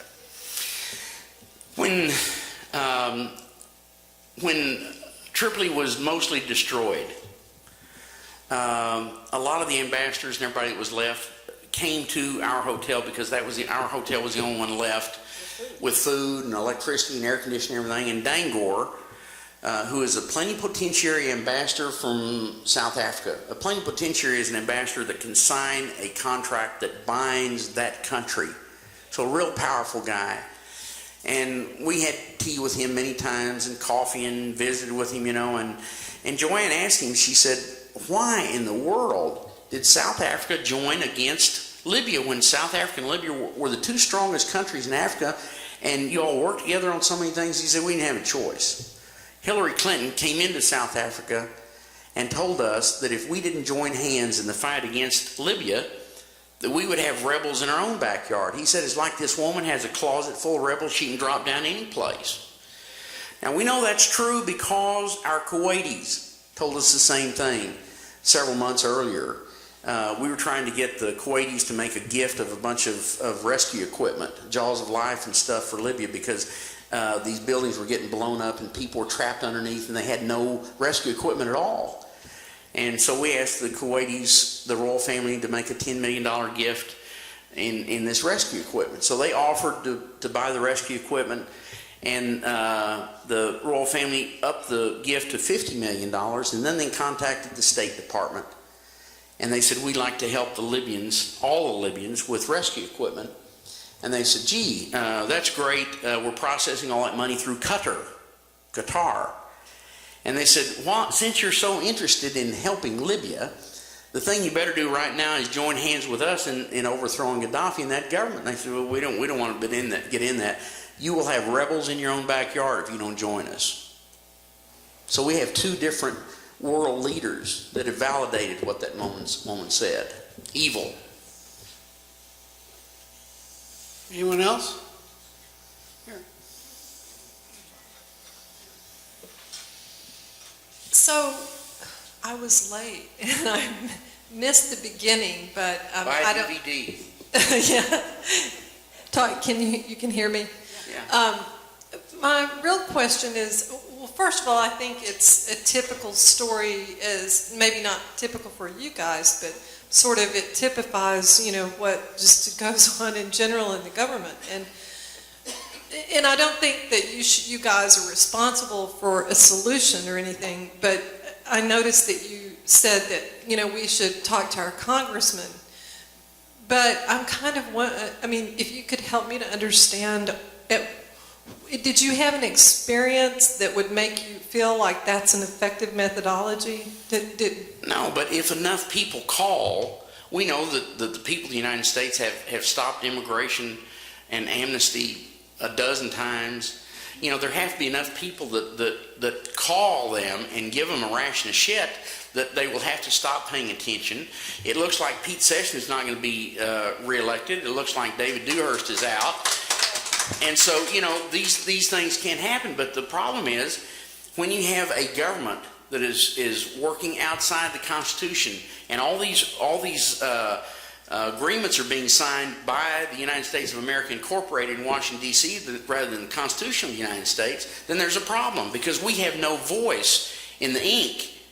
Our Constitution is being violated, but not really, because it's the ink doing all the business. So that's another can of worms. Yeah. Corroboration, INC. Yeah. What can you tell us about passports being issued in Libya after the takeover? Okay. Since October of 2011, Al-Qaeda, Al-Qaeda has owned the passport office in Libya.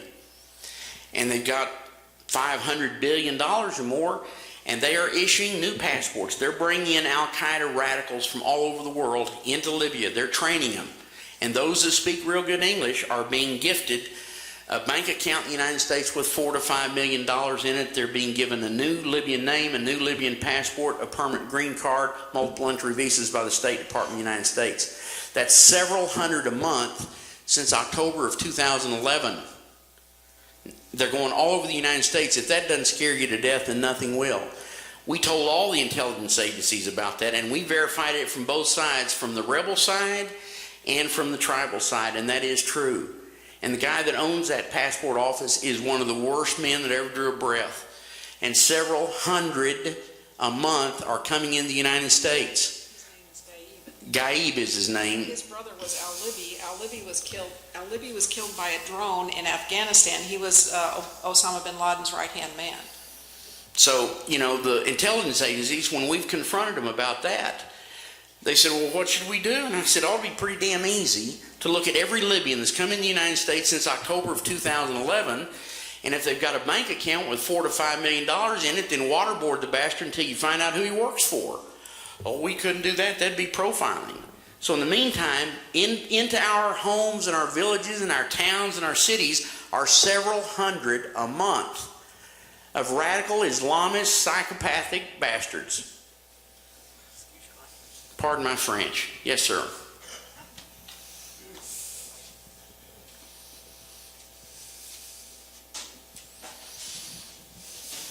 So what you're saying is that our wonderful, all-seeing, all-knowing NSA can't figure out what these people radicals from Libya are doing. No, they're not interested in them. They're interested in you. They're not interested in the bad guys. They're interested in you. Well, I think we've all figured that one out, actually. Okay. It makes us crazy. We've seen what they can do. And you all have to forgive me. I'm very angry. Yeah, I understand. I'm very angry. Can I put just a last question? Sure. Given your implication, which is that the government is surrounded by rogue institutions, what do you think the future of America is? Because I can't believe that China, Russia, etc., are going to put up with this. They're not. They did in Libya. We kept thinking that Russia and China would step forward and stop it because, Libya was really it was a peaceful place. Of all those countries, and we did business all over the world, of all those countries, that was one of the safer places. Libya never attacked any. No. Libya has never attacked any. And Russia stepped forward on Syria, That was another political event. Syria had a big pool of natural gas under it. Russia had financed the pipeline. This would have given Russia 60% of all the natural gas sales to Europe. Qatar was promised the natural gas sales to Europe because it has a huge bounty of natural gas under it. So, this was a political event.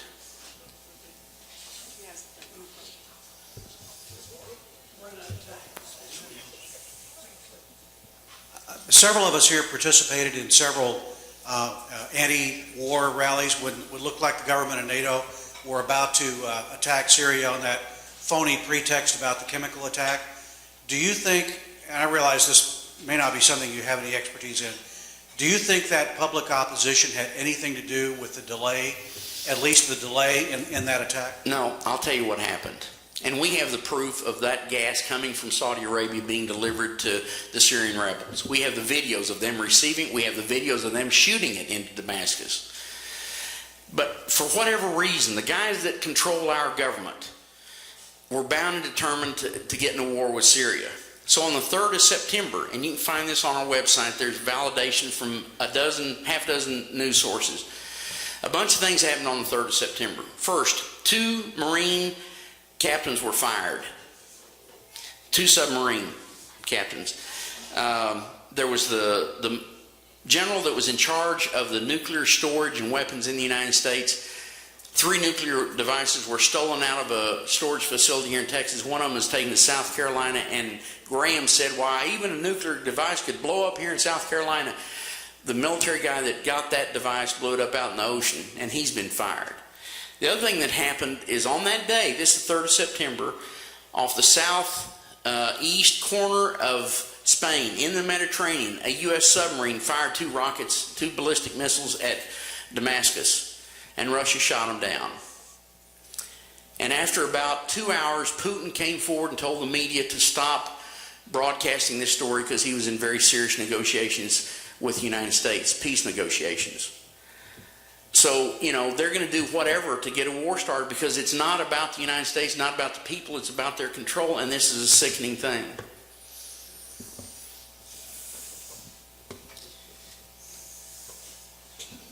One has the feeling that there's some reason other than just wanting a third world war that some of these sick bastards running the show are trying to get something started. Are we headed into economic collapse? Of course we are. They have, you know, there's the story Glenn Beck's been pushing about the gold has disappeared out of the storage facility. Supposedly the gold that belongs to all the world countries was in safe haven here in the United States. It's not. But something everybody needs to realize, that all the central banks in the world, all of them, belong to the Rothschild Group.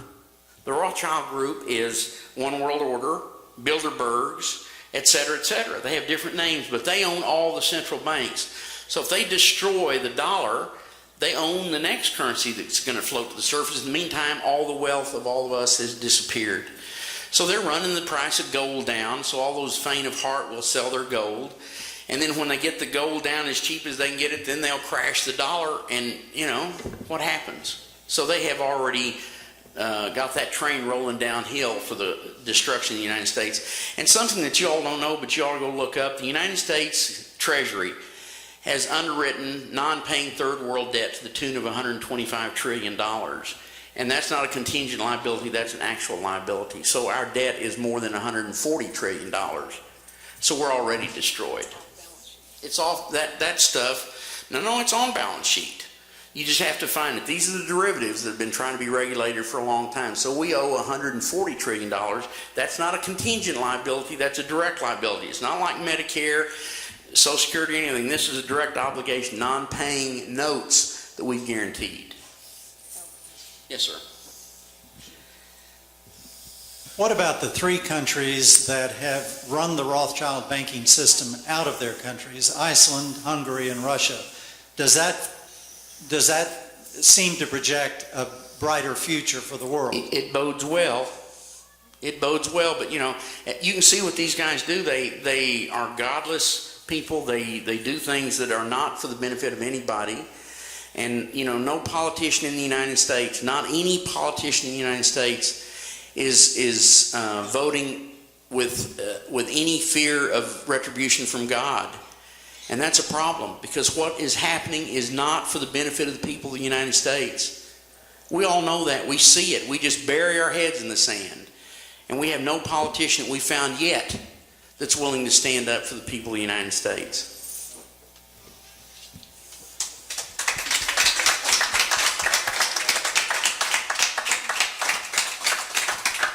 Okay, now it's your turn to talk. So who wants to agree or disagree with the speaker, add anything they want to put? It's your turn. Who's first? There's bound to be somebody up here. You want to say something? No? Who wants to be first? I can't believe this. You did such a terrific speech, nobody has anything to say. That's a tough one to follow. I wasn't here for the announcements. I want to announce something slightly off subject, but it's quick. On Monday morning, we're marching in the MLK parade, Martin Luther King celebration parade. So if anybody wants to join us, give me your email and I'll give you all the information about that. Now, getting back to this talk, I'm going to make a little comment since we're not flooded with people yet. Maybe they'll want to say something to me. This is so interesting to me because I've been coming here for years trying to get people to listen to me, and they won't. I bring up subjects I think are similar in that they're kind of unbelievable, and that we have a shadow government, a rogue government, and things like this. And of course, I'm just a third-tier internet reflector. Here you have somebody that's much closer to the real deal. So I've been dismissed, but I just want to make sure that before you dismiss what you heard tonight out of hand, before you just forget it, you question yourself, your motives, and maybe listen to how the information dovetails with the information I've been trying to bring up. The things I bring up, I try to discipline myself to things that don't require a master's degree. It's like, basically, it's like if you put up with this, you're asking for trouble. And we've had trouble since then. In the last 6 or 7 years, we've seen the banker bailouts. We've seen just every kind of symptom that this country is under threat. My understanding is, when I grew up in this country, was that we were number one. We were leaders in technology. The world looked up to us.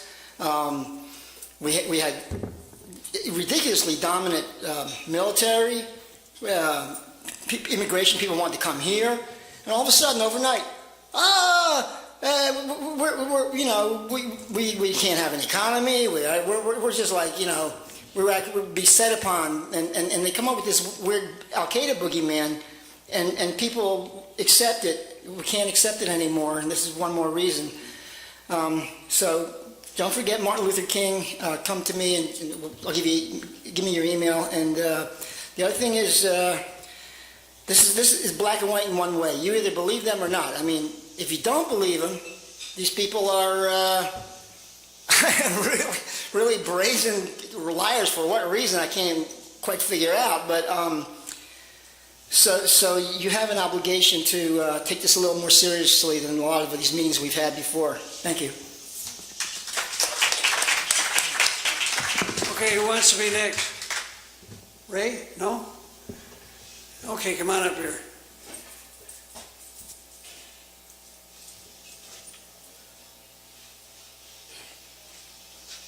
Well, I have to give you something to do a rebuttal against here, so I don't know if this qualifies, but we have,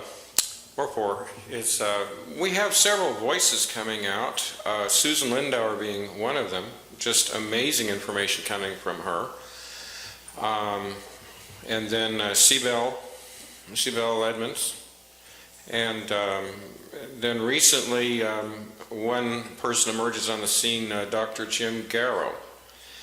And I guess if you have any time left at all, if no one else is going to comment, maybe in a rebuttal you could discuss those individuals, what you know about them, corroborating or comments.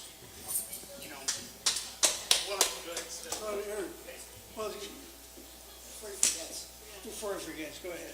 Yeah, you get the last word. What I'd really rather do is deal in truths that we know. We can draw a straight line about what we know, what we've seen, what we've documented. We've been validated by everybody, the foreign intelligence agencies. If we had said anything wrong, believe me, they would have thrown us in jail so far you couldn't shoot beans to us with a 30-30. It would be much handier for them to throw us in jail than it would be to suffer our exposure. And as I said, they just threatened us again last night. So, you know, we know what we know. I don't know what the rest of them I know. I know about Susan Lindauer. She gave us a lot of information, and she published a lot of articles on the information we provided her when we were in Libya. But, yeah, NATO gone rogue, and a lot of her stories are real good.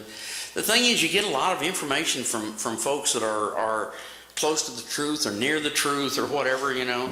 What we are is we are eyewitnesses. We are the truth. And I can speak about that 100%. I know a lot of other good folks are out there, you know, but I'd really rather concentrate on what we know and what we do and what we saw. And God bless all the folks that are trying to get the truth out.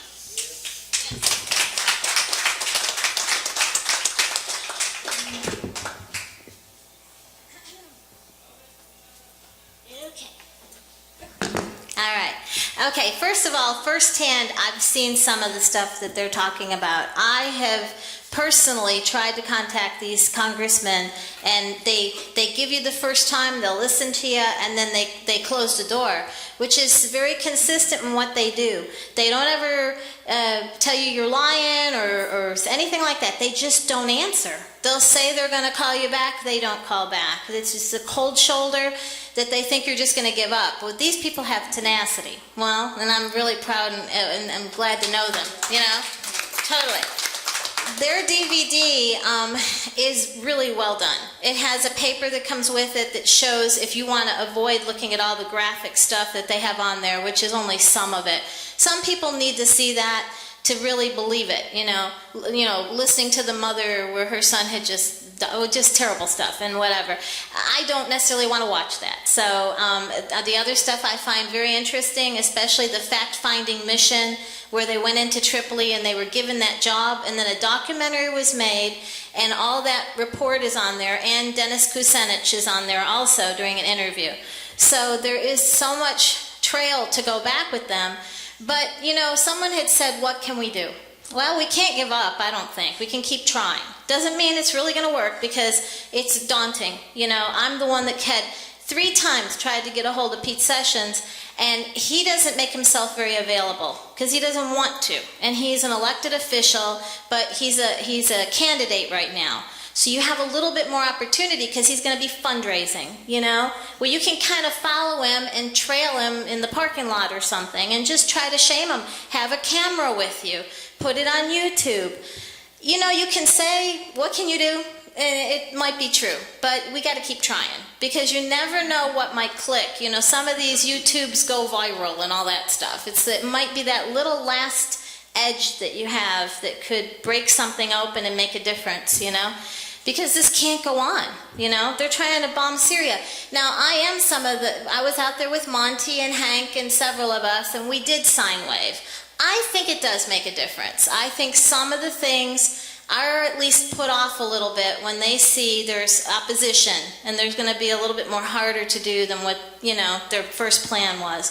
So I do believe we need to, you know, be visible and keep bombarding them with these, because you know, the Syria people were going to be bombed too, and that was really sad. And then what do? You feel bad, but did you try? So anyways, these DVDs are well worth $10, and I hope you support them. And they're going to be around for a little while longer. In February, I'm hoping to bring, Joyce Riley. She's a talk radio host from The Power Hour. She's awesome. She talks about the depleted uranium issue.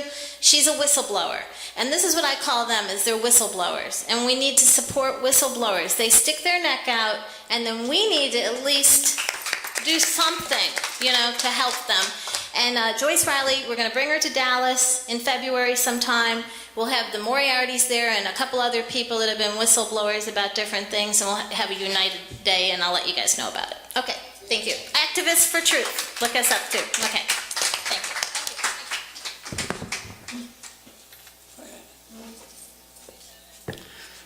I think one of the most significant things I've seen on YouTube is a short clip from a meeting of the Council on Foreign Relations where Zbigniew Brzezinski is addressing them and stating that one of the largest or one of the biggest problems that we are facing today is worldwide awakening. Now, if that's not an admission of guilt of him and that group, I don't know what is. And that is what is happening. And little groups like this today are having far more profound influence upon humanity than we would ever dream.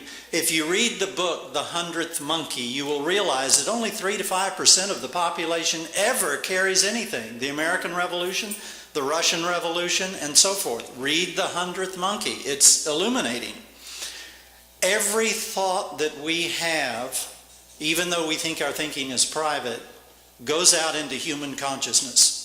People feel your thoughts. So hold your thoughts about everything that we need to see happen in this world as being guided by our Creator, by divine love.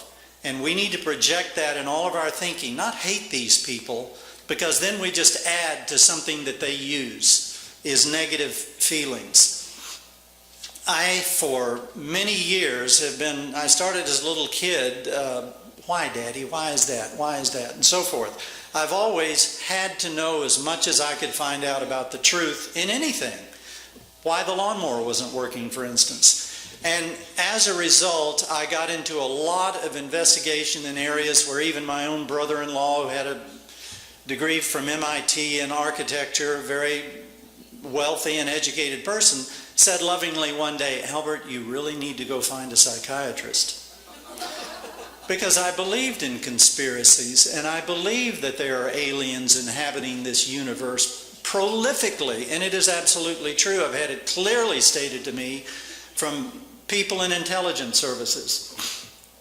These are the kinds of things that people just don't want to hear because it's uncomfortable.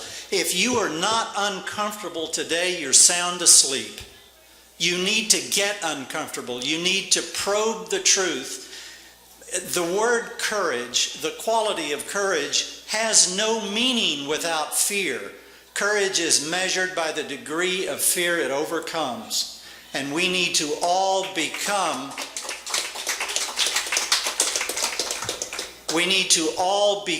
courageous people. Now, how are we going to measure our courage? Probe into things that are uncomfortable, that we don't personally believe in. If you were not there, if you were not on the scene, then you don't know. It's a belief on every single thing that you are told if you were not there. So investigate, investigate, investigate. Evaluate, evaluate, evaluate. I've said numerous times here that every degree of emotion necessarily alters one's perception of reality. So take those emotions courageously and push them to the side and think clearly and logically through all of these issues and become more and more active, contacting our people in Washington and put a landslide of pressure on them. Otherwise, we will have to have some other form of a revolution of consciousness, which maybe we don't want to have. But in any event, we are all important. Our ideas are important. If you read the book The Secret or look at the DVD, you will see how important it is. What we hold in our thoughts and our feelings actually tends to project a lot of our future. And we need to do that not only for ourselves and our families and communities, but for the whole world, because we are all one. And these New World Order people are gaining on us because they're keeping us all divided up into religions, into languages, into nationalities, into political groups, and they are like, they herd us like cattle, and they're smart enough to make us stupid enough to go to the slaughterhouse ourselves with wars, famines, and pestilences, all of which are planned events. I've had that clearly stated to me from people who've been decades in the CIA. In any event, I could go on and on too, but everything you think is important, so make it good.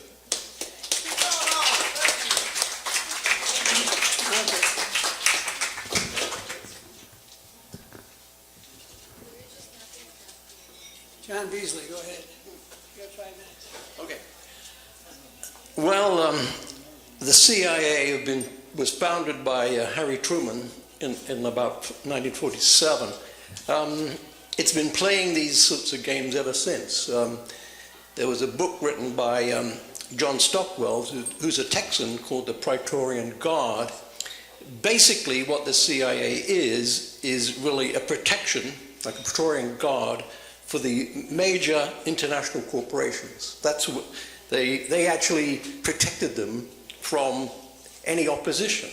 So what we have is international cartels that are protected by the CIA. That's the way it works. That's the way this capitalist system has progressed. Now, I've been looking into all these conspiracy theories, and I met with a friend of mine just before Christmas, and I'm going to write another book with him. I wrote Sabotaging America, but really my view is, the bottom line is that my book would be titled Sabotaging Democracy, because that's what we've seen. So now, speaking the truth to power will always cause you pain, but really the solution is if we have the courage as a country, as Western nations, to speak truth to power. But this is an example, really, of when you speak truth to power, you're squashed down. Now, in terms of what's gone on from the 50s and 60s and now into the 21st century, was never unknown in Europe. We knew what the CIA was up to. We knew that Arbenz in Nicaragua was assassinated by the CIA on behalf of United Fruit. We knew all these things. Apparently, most Americans didn't know. But now they're gradually finding out.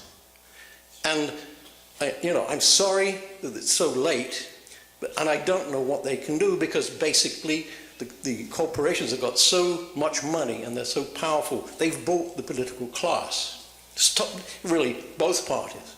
So, that's why you call them up, and they don't want it, because they're bought and paid for. Now, we all know it. We all know it. Yet, so when people that come along that are honest in politics, no one listens to them. And you have this huge media machine that every day of the week pours out lies to the public in America and Europe, and people buy it. Now, the people who think, can see this. The problem is the population at large aren't hurting enough to start to think. I don't know what you can do. I mean, I really don't. I write books, I speak here and there. I've been speaking about my American friends. When I began speaking to them back in the late 70s, would not believe, oh, so you're just anti-American, Well, gradually, they've come to understand, actually. And so it's, in fact, Bill Baldwin, who was the most right-wing guy in the 70s, I knew, in fact. Now he's editing my book, and he wants to know more. And really, what's happening is truly unbelievable. I really don't know what you can do. All I can say to people is education. Once the people are educated, and really, I have two friends who are historians, and I'm saying, look, history is totally mistaught. You really need to teach socio-economic history. What's happening to real people by real events. And when you know that, then I think you can see through all this subterfuge and nonsense. And I truly feel sorry for what, I bought your video the other week and I watched it, and it rings true, because this has happened, it happened in the 50s and 60s and goes on and on. And, unless people en masse rise up and vote for people that have integrity, And I talked about the country needing noblesse oblige. Well, we need people who care about the country, who care about people. You know, there's more things in life than money. We all die in the end. Do we really want, does America really want to go down in history as a country that went around leaving a trail of wreckage around the world? I mean, those clowns from Lyndon LaRouche, at least the British Empire, you know, had an empire, but left something good behind. They left cities, they left, you know, buildings, they left governments, education, they left something behind. They weren't totally rapacious. But what I see the CIA doing is totally rapacious. It's repugnant. And I think, and I believe they're immoral. And I think, and I've said this before, not only are they economically crazy, but these people are immoral. And that's what I think the American people would respond to, is this immorality. It's what Albert said here. It's an immoral, you know. So, you know, that's what I would do. I would attack them on moral grounds as well as anything else, because this is immoral, it's wrong, and it cannot last. The world, you know, in the end, morality, you know, in the history that you read it, moral things do happen in the long run. But as Keane said, in the long run, we're all dead.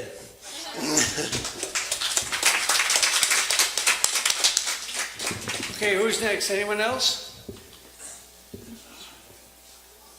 Now we're running out of time. I'll be brief. I'm not a total believer in your philosophy because I haven't heard it before, but I'm definitely open to the ideas, and I appreciate you coming and talking to us. And I don't know any about you all except for Hank and Mara. I'm an aquaponics systems designer, and I do preparedness training for growing your own food and things like that. And I think that when the dinosaurs fell, the mice eventually took over, and that's what's going to happen. We are in the late stages of an empire, and perhaps the last capitalist empire for a while.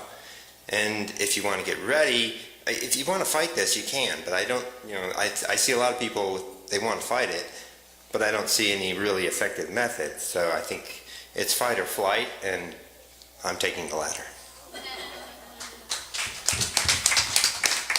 I guess I'm the last man standing. First of all, I want to thank our speakers tonight. I think they did a terrific job.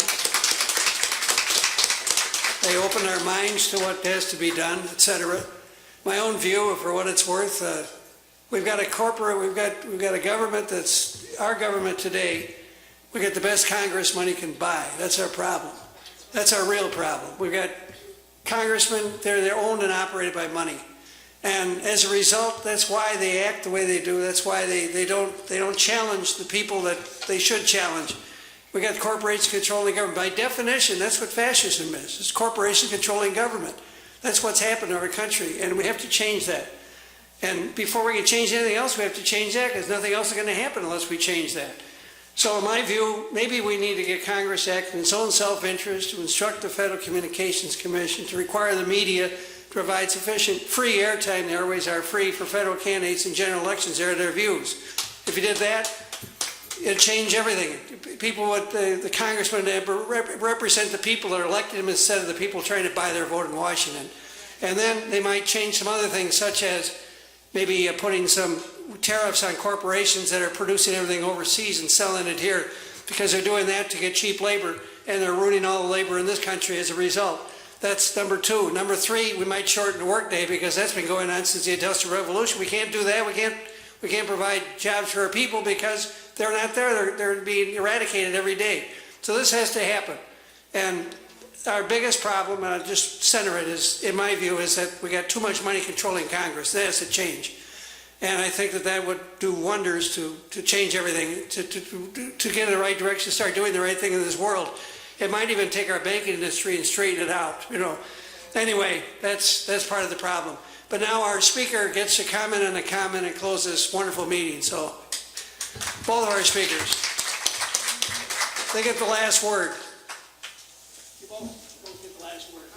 Okay. Well, thank you all for being so kind to let us speak here tonight. Our information is gripping. It's not very pleasant to hear. Believe me, it wasn't pleasant to live through.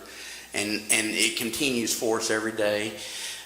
We would ask that all of you keep us in your prayers, because we're alive because of God's hands in saving us 3 times in Libya, and we've had our guardian angels help us ever since then. I didn't tell you much about it before, but the CIA tried to install pornography on our DVDs the first time, and then yes ma'am, and then they had the police to come in and arrest us behind that. Thank God we got the DVDs early, and they were pornography, and we ground them up. But I mean, every dirty trick you can imagine has happened. Keep us in your prayers. Think about what we said. It's not pleasant to hear, but believe me, go investigate. You'll find a lot of bad things going on out there. God bless you all. I'd like to say thank you for having us. Our story is gripping, but for me, I work with the Libyans every day. They're real people. They have families, they have children, they have loved ones, and they have dreams and hopes. And like many countries that have been destroyed, they are working to get their lives back. And please don't believe anything that's written in the media that says that the Libyan people that are coming in to take their country back are bad people. They're fighting the good fight. They're fighting to kill Al-Qaeda that's there. And I ask that you pray for them and pray for us. And thank you so much for having us. Well, just so you know, they kick us out here at 9 o'clock. That's when they close. So we're going to reconstitute down at Starbucks down the corner. Our speaker is welcome. We could camaraderie. They're open at 11, and they kick us out of there then. But anyway, we're good till then. So just so you know, we'll be down at Starbucks down the street, and our speaker is more than welcome to come, and that should do it. Thank you. That was an excellent meeting. Good? Yeah.